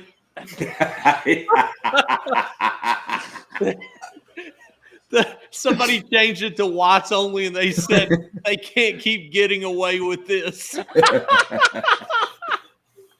They can't keep getting away with this. They did the same thing for when Tennessee did the checkerboard. They did the same thing where they're Lord. You have a whites only section. You're like, this is not okay in 2025. It is not. You cannot keep doing this in 2025. Tie game. I Tie seen game. 30 seconds left. Somebody last year did a blackout game, and this guy was like, who was it? Steve did it, or Steve does it, or whatever. They upload the video, and they're like, "Don't tempt me with a good time," and they tornado a whole fifth. Like in the video. We had a chance to stop Lenore Sellers twice behind line of scrimmage, and we just let him made it look stupid. This will be on his Heisman reel. Yeah, we made him look like the guy that he was projected to be beginning of the season. I'm getting ready to switch it. I'm getting ready. I legit the cover that I had before was a joke about having to pee. But I legit have to pee right now, and then I'm gonna come back. We're gonna put on the Penn State game because that looks like a good one. All right. All right. Yep. What we got going on? Georgia got the ball back. 2nd and 5. 5 minutes left. See that? I'm turning off this What- soccer game in good conscience. I can't continue to. It can't keep watching it. I've held myself to such a high standard my whole life. There's no way I can continue to watch this. We've reached it. Tyler gets so mad at me because when Louisville starts playing like trash too, if it's like a bad half, I'll just turn the thing off, and then I'll look at the ESPN score, and if it starts getting tight again, I'll turn the game back on. I'm just like I can't. We've reached the point in the season where now a group of 18 to 22-year-olds just determines my mood for the entire week. That Kentucky basketball, like I would watch it. Yeah. It didn't matter where I was at, what I was doing. I would watch Kentucky basketball. That COVID season with Brandon Boston Jr., dude, I would schedule my whole day to make sure I took a nap during the game. Like I would make sure there was no way I physically watched a second of it could or watch the it. end. Yeah, I was like, I would rather sleep in the afternoon than be forced to watch this. I mean, dude, look, as a diehard Louisville fan, it has been up until the last year was pretty good. I'm hoping we can build on it this year, but Pat, it has been a rough. Bringing Pat Kelsey in has been the best decision we made in a very long time. I think he's a goober. Like, I mean, he's just 100%. But dude, his energy. I mean, I didn't think your all's team was very good last year, to be honest. Like, especially after the big guy got hurt, I did not think they were that good. And I mean, the ACC is down, but they were way more competitive against Kentucky last year than they'd been in forever. Yeah, and Mark Pope is, in my opinion, 10 times the X and O coach that Cal is. And I mean, I think Pat Kelsey's gonna have a very successful career in Louisville. Because of the energy he brings. And do you think you guys get Kenny? Like, are you keeping up with recruiting stuff? Or? Yeah, dude. I mean, it's so hard to tell. Kansas. I think he's going to Kansas, man. Yeah, it's just it's impossible. And that's the thing, that NIL is just such a wild card that it's not the same anymore. It's not like you can just send a coach out and you're like, man, I like this guy. I like the way he coaches. I like what he's about, and this is where I'm going to go. Like, there's always a money thing. And not to say that there wasn't a money thing tied in before we made it official. Like, obviously, people's pockets were getting lined, and rightfully so. But I just think the NIL adds such a different dynamic to it. Now, granted, if you're going to talk about schools that have the money to spend, like, having, especially for a basketball program, Louisville, Kentucky are going to be up there every year with the top programs in the country for what they can throw out there. I think Pope is going to be weird about NIL from what I've seen. Like, it feels like Pope doesn't want to throw a bag at kids. And I'm not saying that's wrong, but the one thing that it seems like, as soon as you hear that recruitment is turned to money, that Pope's just out. Like, and I'm not going to say it's right or wrong, but it seems like he'll spend money. I mean, I think there's rumors that this year's team's like a $20 million team. Which is crazy. Which is insane. You're talking about 13 kids getting paid. Reese Potter, God, I hope he's getting paid a little bit of money, but I've heard did Reese Potter walk on? Do you know, Rando? I mean, I think he's got a scholarship. But he transferred in. He's not making money. You don't think he not $100K? Yeah, I'm sure he's making but in today's age, that's like league minimum NFL money. Like, I think $100K is probably what most of these kids are making. I don't know nowadays, anyways. But I heard if you were a scholarship athlete in football, it was $250 is what I'd heard. Could you imagine? Oh, that's crazy. And there's 90 kids on a roster, so say 10% are walk-on kids or something at that level. 250 for being a scholarship athlete, man. Holy crap! It's insane. Like, that is a life-changing amount of money for an 18-year-old kid. Smart. If you're smart, yes. You're right. That's always a caveat. If I mean, you start spending your money on real diamonds and chains, $250 goes by it quick. goes quick. But yeah, and I mean, that's the other aspect of it is we all forget at times that they're kids. Like Yeah. what was I doing at 18 years old? Well, I wasn't going to class. Well, I was just talking about this. I was just in Fort Leonard Wood, Missouri, and I was out there. I was getting per diem. I was getting BAH for California because the wife was out there with me. Yeah. And I was racking up $100 bar tabs plus like it was nothing every weekend. I didn't leave there with any extra money. I was still okay. I still had money, but I should have left there with like thousands and thousands of dollars in my savings account. Instead, I was like, this is a good time. This is a great time. The amount of money that we poured into Patty's as an establishment. Oh, we should have a room in that place named after us. Yeah. That John, I watched the us not winning that championship in 2014 was solely my fault. I watched every single game at Patty's. Oh, up until the UConn game, we were in the field living off MREs for an entire week. I had to get the news from the SBCs. I had to get. I didn't want to know. I didn't want to know about the game. We couldn't watch it because we just had no fun. I saw that there was a kid from Kentucky. His name was Bill Lennick. He was another platoon. Yeah. I saw we passed, and I looked at him and I was like, "Hey, man!" And he looked at me and just shook his head.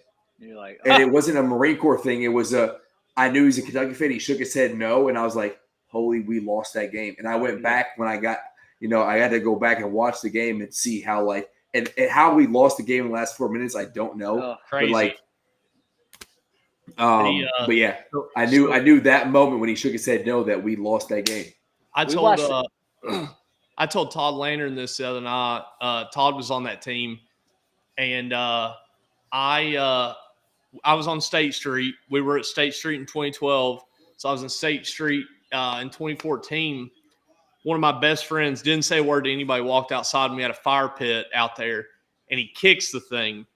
And whenever he kicks it, it hits like about probably 6 or 8 inches above his ankle, snaps his leg, and the bone goes straight through the skin. And dude, you got to think, everybody on State Street, there's no driving anywhere. No, no. So we carry this dude. So we carry this dude to UK to the hospital from the house we were at, and we're wading through people, and there's just blood on us, and we're trying to get out the way. Yeah, and everybody's just looking at us like we've shot this dude, and instead he's just kicked a fire pit. Yeah. Oh man. So it's funny because if we win that game and Cal has 2 titles in his time, he's still here. It doesn't matter how terrible he was after 2015, he's still here. Yeah. I don't know, man. The COVID season was so bad, and then the malpractice. Oscar Sheboy should have never came back for a second year, in my opinion. I loved Oscar, but whenever he came back the second year, I was like, man, the offense just immediately became stagnant. And then what he did with Reed and Rob. Yeah. That was the one when you had get loose. At one year two with Reeves and then Rob and Reed. Yep. Reeves was an all SEC caliber player. How you can't lose to Jack Golke in Oakland. You can't do it. No. Especially the way that tournament played out, and NC State was the hardest team you were going to have to play. Yeah. Well, and the other thing is the thing that was tough, man, is Cal's podcasting on Obama's podcast the week of that tournament. Cal's out doing it social events and stuff like that leading up to that week. And you've got arguably the best shooter in college basketball that you're about to play, who truthfully should be selling cars at Enterprise. Woo! Yes. And my wife is so glad that Reed's in the NBA now. Reed's from my hometown. I told her whenever he was an 8th grader that he would play Division I basketball, and So him at Kentucky, I was insufferable. The way Cal coached Well, him, no one had third overall. I'm a big Reed Shepherd fan. Oh, No one had third Third overall pick overall on their pick, bingo that- card. shoot. It was wild. I- First U.S. born player drafted. That thing was not in anybody's assumption. And that's like the new NBA. I would love so. I know his dad only because like he obviously I'm not the only one or my family that he does their money for.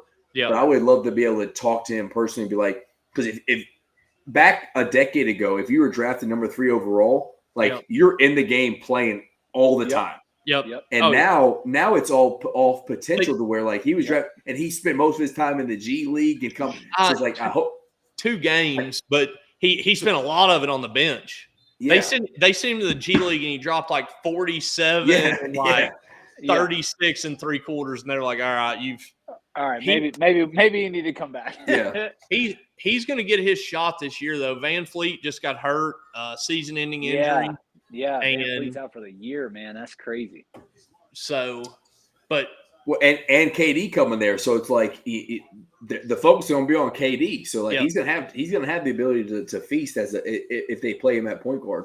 You're gonna have to sell me on that. I don't think that experiment's gonna work.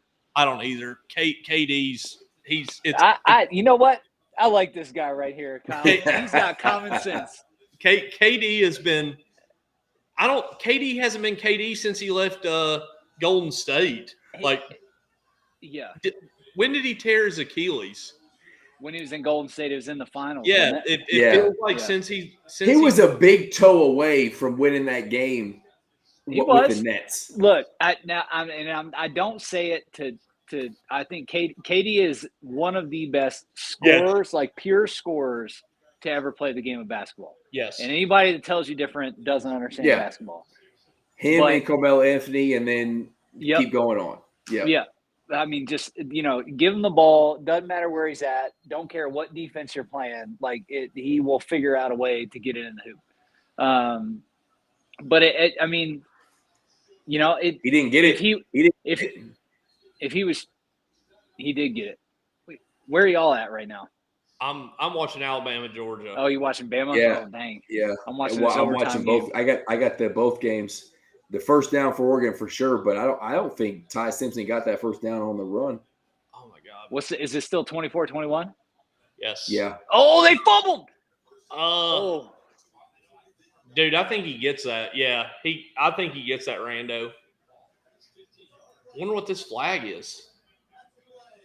You guys will know what the flag is and the end game. Oh, on Georgia. Rando. All that. What was that running back doing? The Reed as an 8th grader, like probably 6 foot tall, maybe. And I went to South Laurel. Reed went to North Laurel. Jordan and I, we went and watched the game. It's always around Christmas time, but they were like double and triple teaming Reed as an 8th grader. And South's team was loaded that year. They had a big guy that was like 6'9", 6'10". They tried doubling Reed at the top of the key, and he goes behind the back between the legs and splits 2 dudes as an 8th grader. Yeah. And dribbles down the lane, picks it up and jumps. And I was like the first person in the whole gym that stood up because I just knew. Like you could tell he jumps up and dunks on the big man as an 8th grader and comes down. This kid ain't even got peach fuzz on his face yet. Yeah. Yeah. He does this. I looked right at Jordan and I was like, Jeff Shepard was my favorite Wildcat ever. Reed Shepard is the best Shepard that has ever walked like on a basketball court. And it was so crazy because Dang, the best one ever walked on a basketball. That's listen, dude. His mom, I tell people all the time, if you're not from London, you would never understand it. But Stacy Shepard, after church, everybody goes to Mexican restaurants. Like that's where you go to eat. Jeff Shepard can sit and eat unbothered. We're talking about 98 championship MOP can sit and eat unbothered, and Stacy Shepard will have a line of people waiting to talk to her. Stacy is like legacy Laurel County. She. No. Whenever it started coming out, like Reed's defense, I was like, they're Kentucky fans are going to eat him up because that's what Stacy was known for. Yeah. Well, and Reed is just, and this is stereotyping at its best. You don't expect him to be able to get up and do the things that he did. Oh, if you But knew he, if you but knew Jeff who could his do dad those things. was, Jeff could jump. Yeah, Jeff could jump. yeah. But it just, again, you don't expect. If And this is he me was, putting myself in me as a 6 foot Caucasian who no longer can touch the rim. Yep. Like you don't expect that guy to get up there like he You did. could never touch the rim. Get out of here. Well, I could dunk back in the day. Okay, Get with a outta women's here. basketball, I could. It was a women's basketball because I couldn't drip like a men's basketball. But Couldn't women's, palm I would yam a couldn't palm the WNBA guy's ball. basketball. Yeah, I'd get up there. if there was a college kid that did not know who Reed Shepherd's dad was, they would be shocked to see Reed do what he does. Jeff Shepherd's one of the most athletic Caucasians I've ever seen in my whole life. Yeah. Like, he's Hall of Famer Caucasian in the athletic department. Like the Mount was it Rushmore.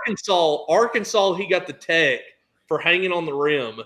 Mhm. And I remember I was a little kid. I was like ready to drive to Arkansas and burn the arena down. Like I was like, there's no way they're really going to call this. But no, I forget which team it was, but the side by side steal for the dunk that happened. I think that was Stanford in the championship. Whenever he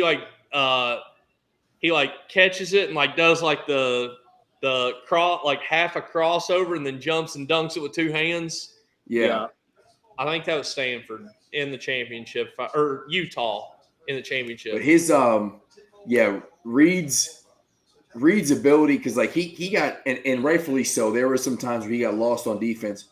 But while he was at Kentucky, and he showed it while he was at Houston as well, like his ability to just be present and get a steal, what's I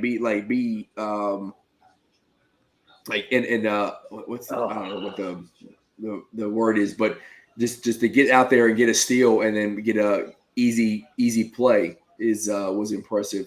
He's smart. His intellect, that's what IQ is high. If both teams stay healthy, this is a question for everybody on here. Who wins this year, UK U of L? Because the game's at Louisville, right? Yeah. Listen. The freshman you guys got is a dog. What is it? It's Mikel Brown. Mikel Brown. Mikel Brown is very good. Oh, Mikel Brown is good. I'm just is, not convinced on these transfers, man. You have that's what it's going to be dependent on, and I think the problem, honestly, is that the game is so early this year. Yeah, and we just have so many new pieces.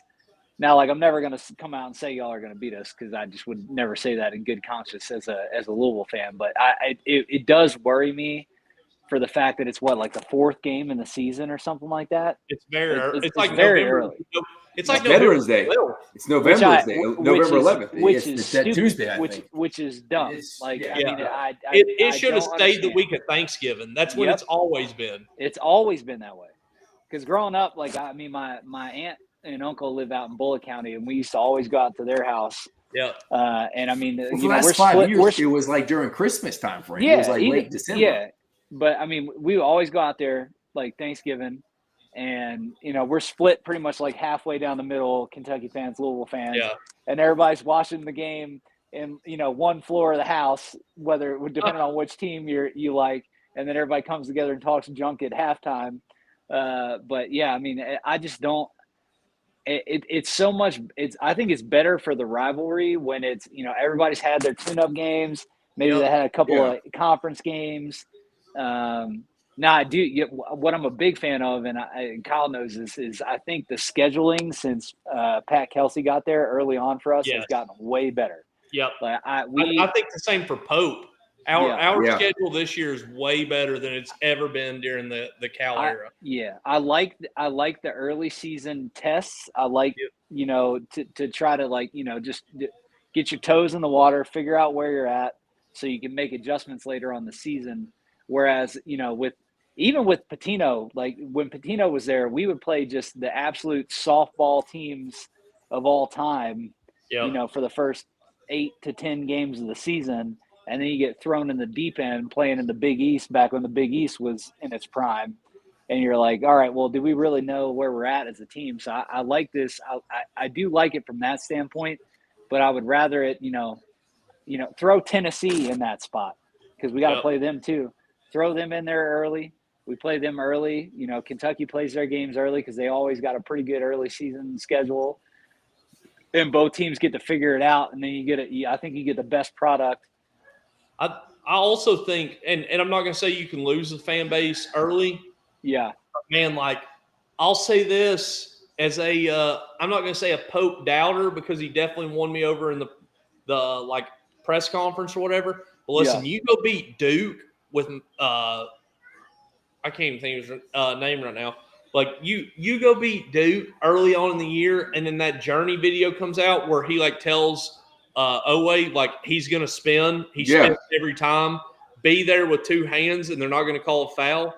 Yeah, and that's exactly what plays out. Like that's the stuff that like you win a fan base with, and like instill faith and instill trust. I mean, if you remember the Duke game when we were down by 15, and the Gonzaga game we were down by 16. The fan base was both those. We just beat Duke.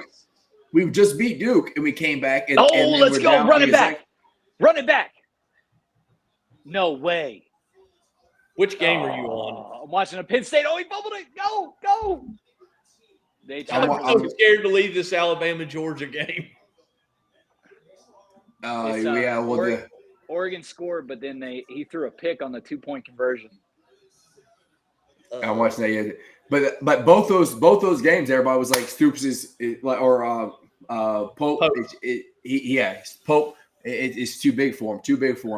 And then he goes on to set records for most top 15 wins. And you can't use that as an excuse. Wow, DeBoer's getting a massive win here. So you can go ahead and guarantee Kentucky going to get absolutely embarrassed next week in Athens after this loss. Is the Kentucky game over? I'm giving away 3 hats or not. I don't even know. How in the world? See, and this is my thing. Could have kicked the field goal, tied the daggone game. Yeah, it did. Yeah, that was a dumb decision. Right now. Very dumb decision. What channel is the Penn State game on? Because everything NBC. Okay. Oh shit! They just lost. He threw a pick. Well, I switched the game over to because you said they were about to get the win, and then Drew Aller just ended the game. Golly. Yikes. I hate to say it, James Franklin, I'm not a fan. He just finds a way. He just finds a way to choke. Every year. I've not been a fan of his since he was at Vandy. Oh boy. Oregon wearing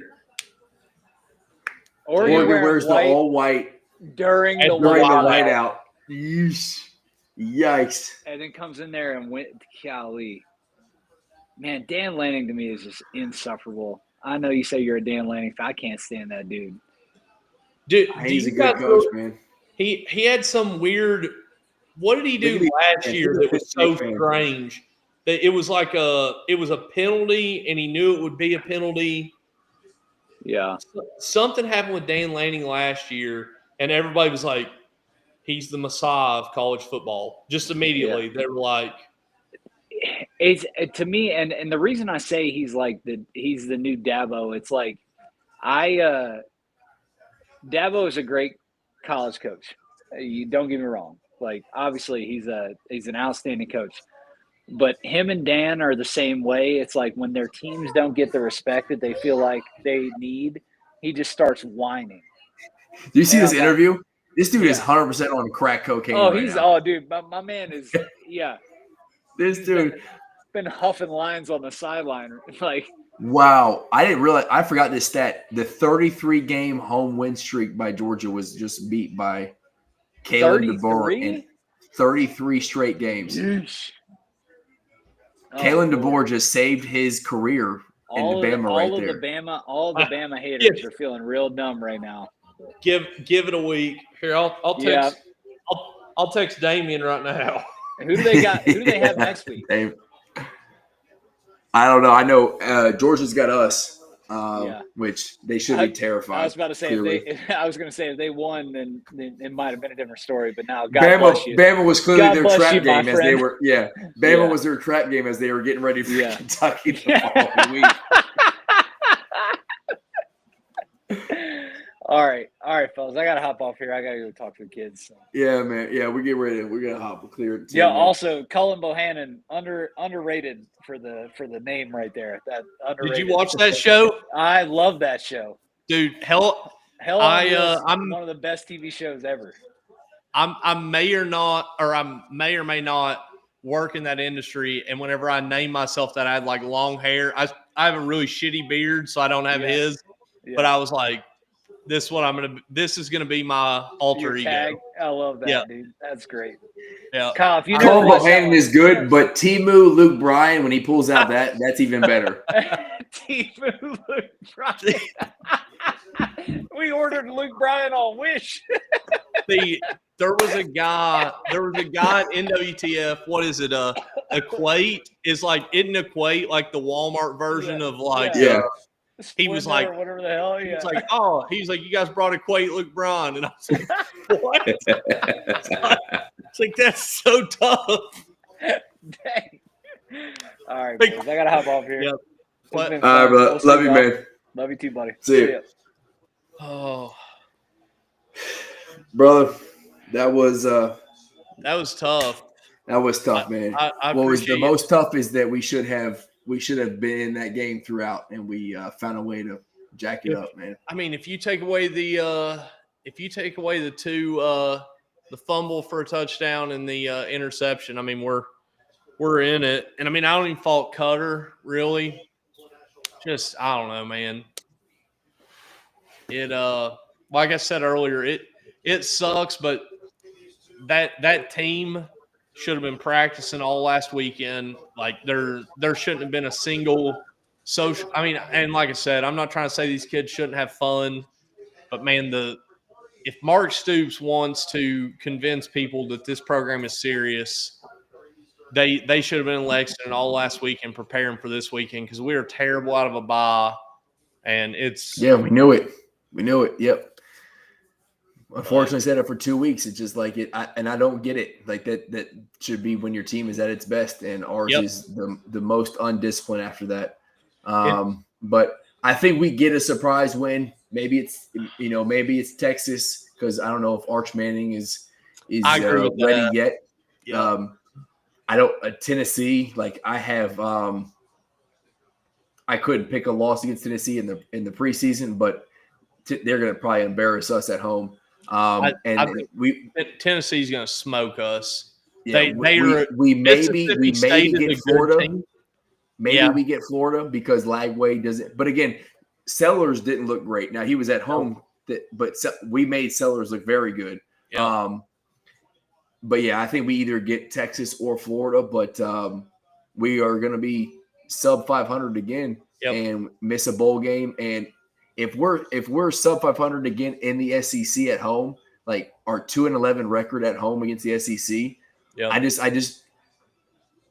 Coach Evans is right. If we bring Stoops back, I don't care what the money is. Yep. If that's the record, then we aren't serious about football, and we should just stop being serious. We should legit give that revenue share to basketball and say, hey, listen, football is just a thing that brings in money on the outside, and we're not really serious about winning football because it's just, and you can't tell me that I'm a bad fan for it because that you're showing me with what you all are doing. So,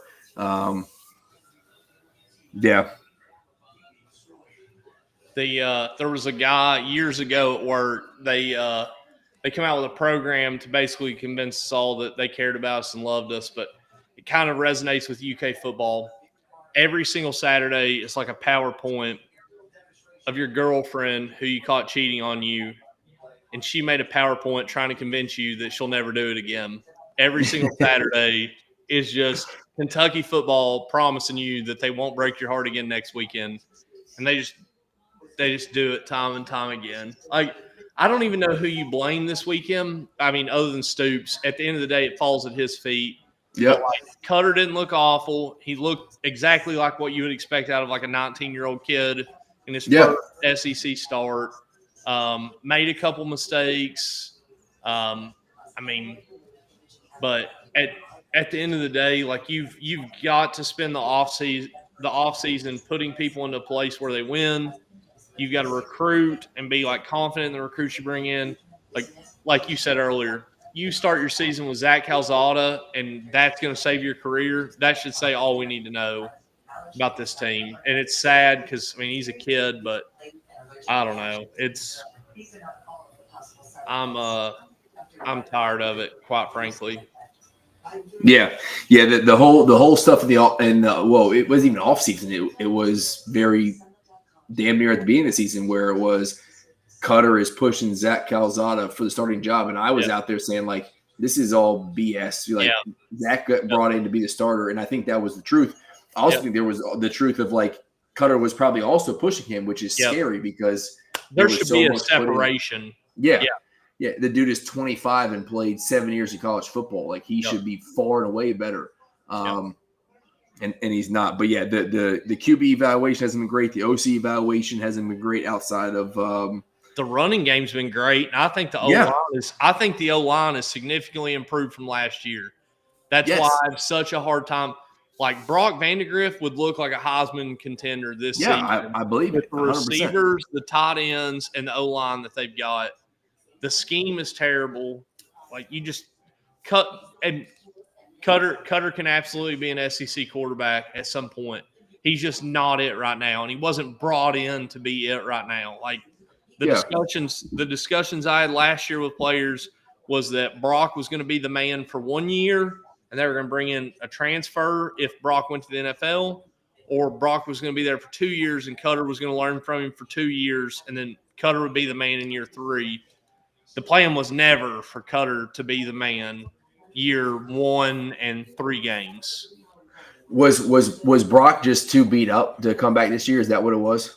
Oh, yeah, dude. Yeah. It was, man. I listened to your show and whatnot about like it, and we've talked a little bit, but mostly off of your show of just how kind of tore up he was between like shoulder and neck and ankle and all that stuff. It was shoulder. Man, it was shoulder. And again, like I said earlier, I'd have to go back and look, but it was like shoulder, knee, and foot, I think. But the thing all season long was shoulder. I mean, you guys leaked it that it was supposed to be Gavin starting the Murray State game for half the game, and then Cutter was going to play. And what happened? You guys leaked it, and then Stoops the next day was like, "Oh no, Brock's the starter," which is not what was supposed to happen. And Gavin didn't play one snap, not one snap against Murray State. Go back and look at the stats. And Cutter played the whole second half. Honestly, I've said to several people, you guys leaking it is the only reason why Brock played that game. Brock throws the touchdown, which should have been a pick, and the crappy thing is, I mean, Brock didn't have feeling in his fingers. I mean, we're talking about like was throwing a football that like he didn't have confidence in. And I've said it several times on our podcast, but NIL has honestly brought out the worst in some scenarios and some coaches, because if I truly believe this, Brock has never, ever said this to me. I've never heard it anywhere else. This is my personal feelings, but if you come out of the Texas game, so Brock comes off a concussion in Tennessee, they play him at Texas and he gets hurt again. If you come out of that Texas game and you say, "Hey man, like you need a new motor, you need a new transmission, you need an oil change, we're going to set you out the rest of the season, like it's a wash anyways." I think Brock comes back this year. I think Brock is back this year. When they make him play more after the Texas game was whenever I think it was just over with. Like I think Brock seen the writing on the wall, seen what was going on in the locker room, and was just so beat up. I mean, he made his money. The dude's super simple. I mean, he's raising cattle in medical sales, just got engaged. Like, I mean, super good dude and happy with what he's doing. So, but what's going on in Lexington, I don't think can be salvaged. Talking to players, talking to people around the program, which sucks. Yeah, man. And you're right. It does suck. I've been I've been as much of a truther as I can, and I Yes, didn't you want have. to. I've talked to people on the outside of the show, and I said I didn't want this game to be the one where I was like, I'm full out, and this is the game where I'm like, Yeah. I'm full out, man. Like now I'm watching in hope instead of watching feeling. I'm Yeah. just hoping, and then at the end of the season, there's got to be a change. And if there's not a change, then yeah, we'll just skip all the football, and I can save myself some time with these Yeah. podcasts and shows and all the drama that it comes with on the outside with family and time and whatnot, and just wait for football or wait for basketball season. But yeah, man. If but I'll talk to you offline. If you're able to make it to Texas, man, there's a bunch of stuff going on that weekend. If you're not, like I said earlier, I'll send you a black and blue corduroy, and I owe you. I've got to get you a hoodie and some other stuff getting into winter. Hopefully, basketball's more positive than this. isn't that crazy? I was joking at the beginning of the season. One, I did forget that Cutter reclassed and he should be a freshman. That I did forget that. But the fact that Vandy, I was joking, but I said that we hope to be the Vandy of last year, and instead, Vandy is the new hotness, and we are old and busted, which is Vandy crazy. Undefeated. Diego Pavia is like number 18, 5-0, 20 point on Utah State. Man, they play Alabama next week. They got them last year, right? Oh yeah. Maybe next weekend instead of us say you quit sniffing the mic. Maybe next week instead of us like live in the Kentucky debacle, we can live like Vandy, Alabama, or something that's. Oh well, next Saturday is my birthday. I'm watching that thing, and I'm gonna buy something nice to drink on, and just know that we're getting absolutely demolished. Especially that Georgia just lost this game. So I'll be watching it from Orange Beach, Alabama, but I'll see if I can't find you like a 12 around here, and if I can, I'll ship it as a a hair dryer or something. I mean, I'm not gonna say that I've shipped anything liquid before, but I'm sure I can figure out a way. Well, I'm gonna go. Now that I know that you're doing the 18th, I might do like a day in, day out flight or something, man. Why not? Yeah. Why not? If I'll talk to you about it offline. We'll see. This loss may have screwed it all up, but there was something supposed to crazy be going on Friday that I was hoping any of you guys that are doing the ambassador stuff would be involved in if you could be. Let me know. I've done some dumb stuff in my life before. I'm willing to do it again. I'll talk to you offline, man. I appreciate you having me on, and sucks man, for thanks for joining ending me. it this way. Go Cats, baby. Peace. Yep.